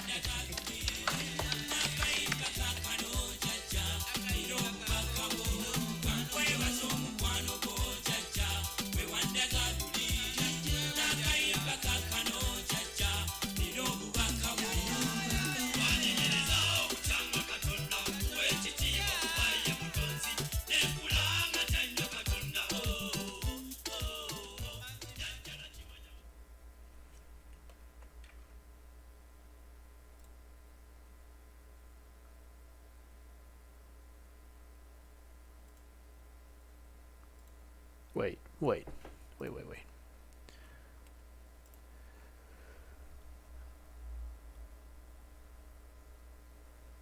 Let me catch up with the comments.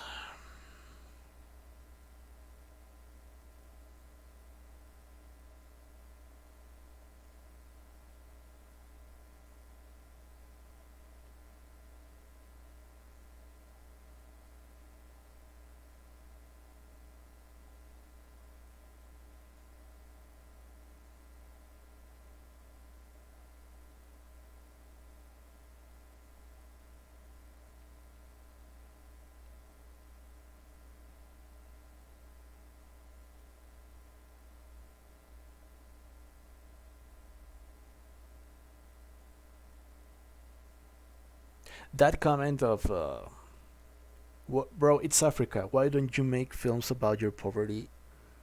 Made my blood boil. I'm not really. I mean, what I'm about to say is not really something relevant or groundbreaking, you know. But I want to say something amidst this darkness. Maybe I can help the darkness with this. There we go. Yeah. So you see, when we talk about publicity, capitalism, when we talk about films, we talk about everything that binds us together. I appreciate this documentary, Seven Persona, because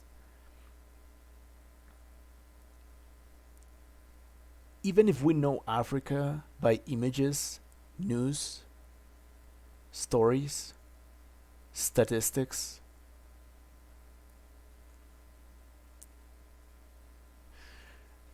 the truth is, when you step in someone else's house, and you see what this person is doing, you see, okay, this is my house. On the left side is where I live. On the right side is where I make films. And in that space, you have burners, 2 or 3 laptops, I guess, piled together, and limited memory capacity for the PC you're having.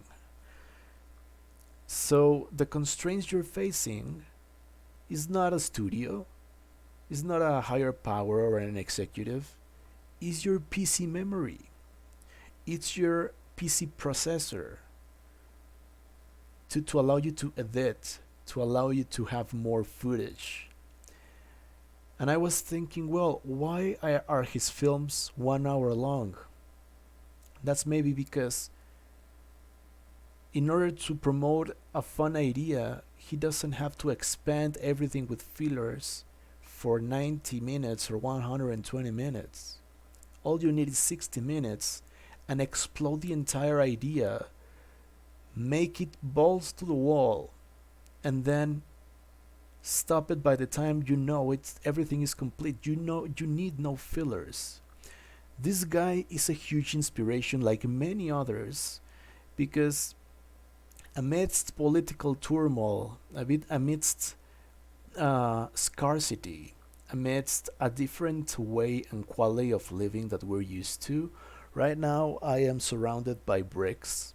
I had never been in a house made by bricks.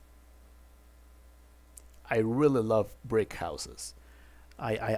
This is the biggest house I've ever been able to purchase by my own, with the money that God gave me. This is the biggest house that I've ever been able to rent for my whole family. My family lives here, and more constantly than not, my mother and my brother often come to me. They see me working 18, 19 hours per day, having only 4 or 5 hours to get distracted if I don't sleep them. And they say, Edgar, well, my son, I just want to let you know that we're extremely grateful for all the work you do, because I am resting, and for the first time I don't have any pressure of having any violent person at home. And that's talking about my father, who doesn't live with us any longer. He's alive. I don't want to give the idea that he's dead. But he's in a really critical state. And he unfortunately also is a dangerous person. So that is why I cannot publicly say my geographical location. I only handle that privately. But when I see these guys, they're doing what they enjoy doing. Being inspired by the greatest. Being inspired by Bruce Lee. Being inspired by Jackie Chan. Being inspired by Jean-Claude Van Damme. Maybe Jean-Claude Van Damme is not one of the greatest, but it's an action icon. and they adapt it to their own geographical culture, to their own geographic. I mean, to their own lifestyle. Let's toss away geography and culture. That's how they live every day, and then that's how they want to make a film. And we know Hollywood because it's extremely low budget, intentionally funny looking. Everyone knows Kung Fu in Uganda, according to Hollywood. It's a riot. It's a laugh fest in the good way, but behind you have extremely passionate people. You have real stuntmen. You have real action. No digital effects. Well, there are actually some digital effects, and they are hilarious. But they are passionate about what they do. They don't care about world recognition. They consider world recognition as an honor because they had never dreamt with it. So this is one of the most recent inspiring things we can see in cinema. You'll never get recognized by the Oscars. That's great because the Oscars suck. You might not be recognized by Cannes either. But you're recognized by people. You're loved by people. And if you love what you do and you keep doing it, you don't care any longer for accolades, recognitions, or awards. You care about making people happy. And at the end, I saw people doing what they love, and their target market was their own villagers, their own neighborhood. Please watch the new Ugandan, the best action company in the world. And it ironically is kind of. I mean, it's debatable, but it's kind of the best one. Because I don't want 200 million budget projects in the MCU to entertain me. Not always. Sometimes you find something more valuable in Ugandan people kicking ass in a better way than we ever could, because they were inspired by true martial artists. You know, I think this director has entered my list of most inspiring filmmakers without having seen a single film by him, because I remember when I was really close to living in those life conditions, when we had zero money, no computer, and the way they built the gun. So this comes from a speaker. This comes from a bicycle. They applied their technical knowledge to build something. That is so beautiful. That is so beautiful. And their films are getting the biggest recognition by comedy and action fans because it's something they had never seen like that. Some see it as a parody, some others see it as a comedy or action comedy, low budget, but it's really few people that consider them as absolute garbage. And when you step into their shoes, get into their homes, and you see the size of the director's house, it's not a mansion. He doesn't have the 4-screen typical, computer. No. He has a limited PC.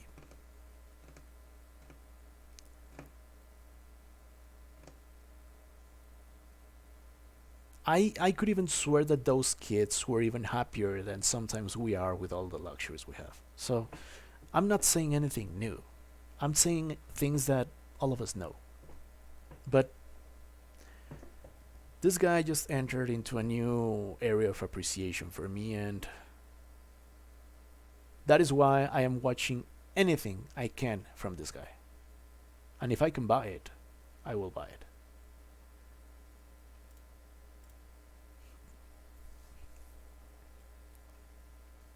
Such strong stories behind. You never know what's behind a particular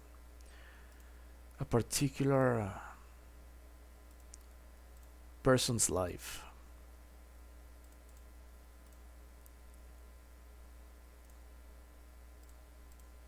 But there are many stories to be told, I think I'll be finishing in 20 minutes or so.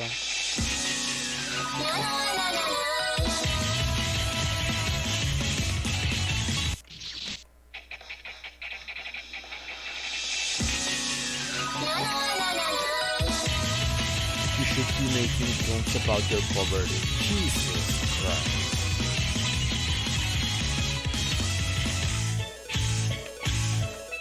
Why do we live in a world like this? Well, to make it better, that's it.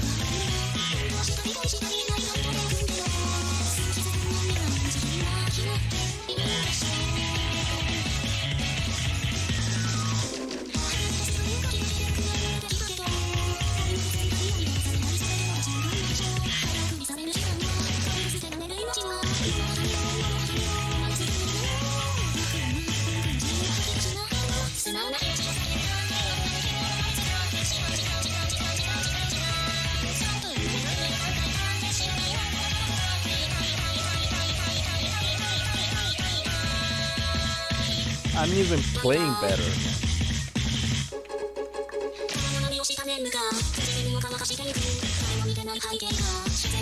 If you prefer that, people, I can highlight it.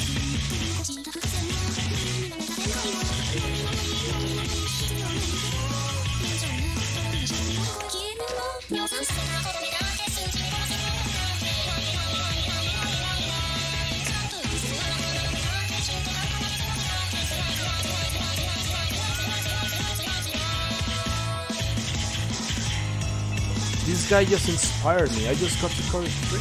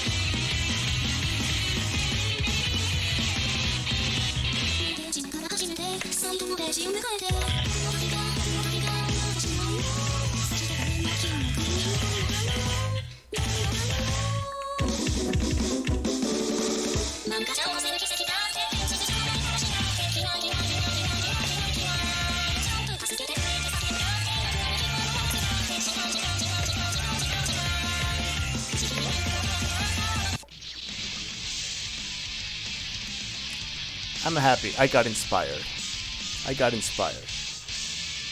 You know what? I'm not mad in the least. You can genuinely get inspired by certain stories. And normally I would be raging right now like absolutely crazy. But I really got inspired. It like took my mind off the flying game. It took my mind off the 19-hour work, the 19-hour long work journey that I had today. And I watched Ugandan people striving for their lives and having fun with their lives and doing film, which is what many of us present here love. And even if we, some people here don't, I'm closing this, don't love cinema as much as some others present here, but we all enjoy a good film, you know? Many of us enjoy a good film. It was also a cherry from above. This time it was also a cherry from above. You can look at the video. It's always a cherry from above. Let me look at the comments. There is merchandise and some Blu-ray on their website. Please share the website. Please share the website. Please do share the website. I don't know if Jamie's here to give his raid recommendation, but I'm quite dark, but you can still see me. I don't know if Jamie's here to give his. That's me.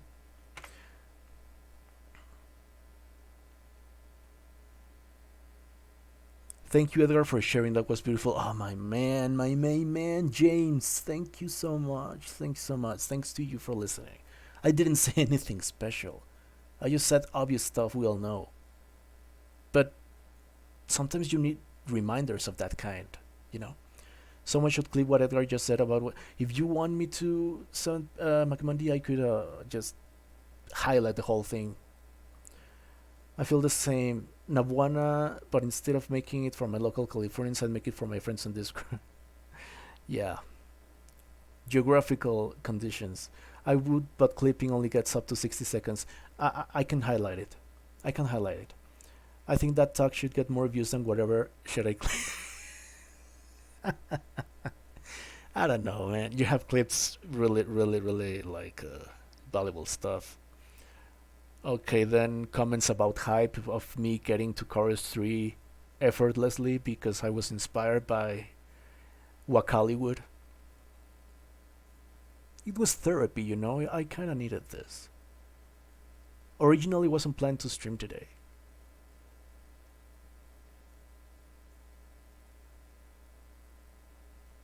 Yeah, I was so close. Not so close. I've been closer. A good attempt always brightens the mood. Algo said, you make such terrific quotes, you know? My favorite one being difficulty rating Sarah Polite fiction. That's awesome. Wakaliwood.com. I am a genius. Why didn't I think about that? Thank you, McMundy, for that. Yeah, I was thinking of flipping that, but the speech beforehand is something more important than whatever memes we bring up. I promise I'll highlight it after the raid. Jamie's not here. Jamie would have already offered a raid suggestion, and oh, Alice.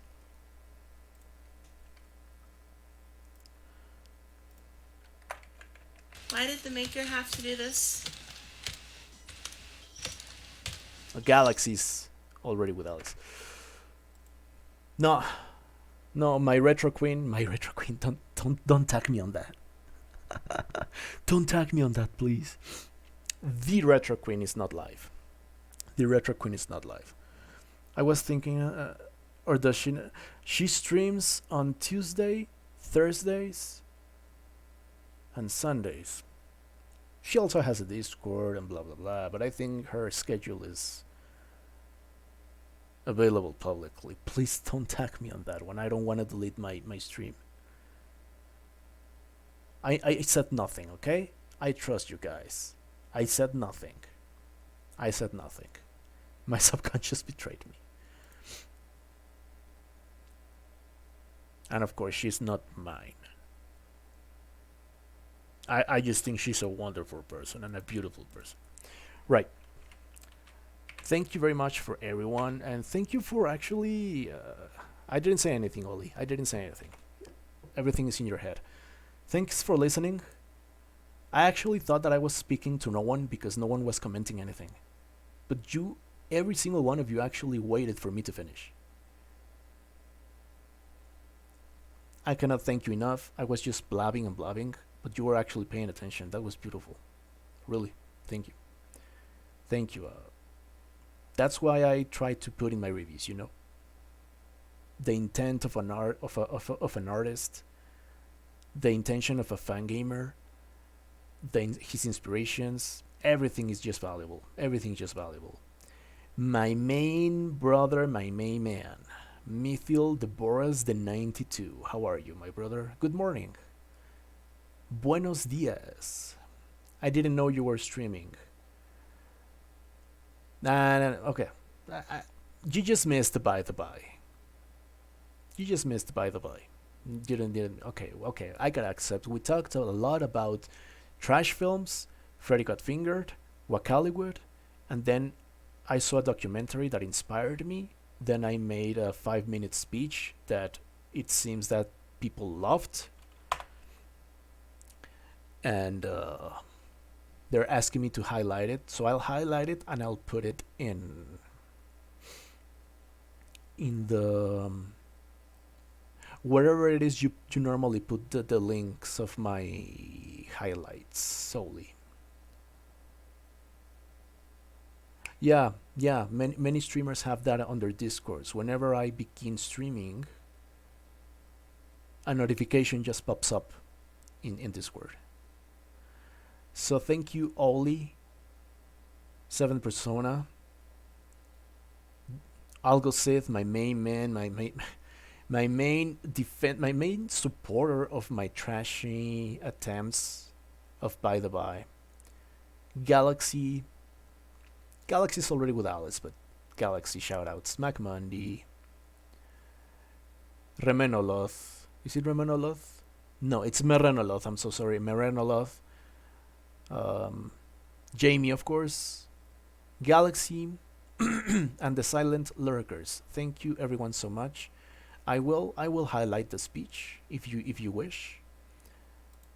No, thank you, August. Thank you. I really appreciate it. I'm just a wannabe veteran. I'm not a veteran really, but I'm a veteran.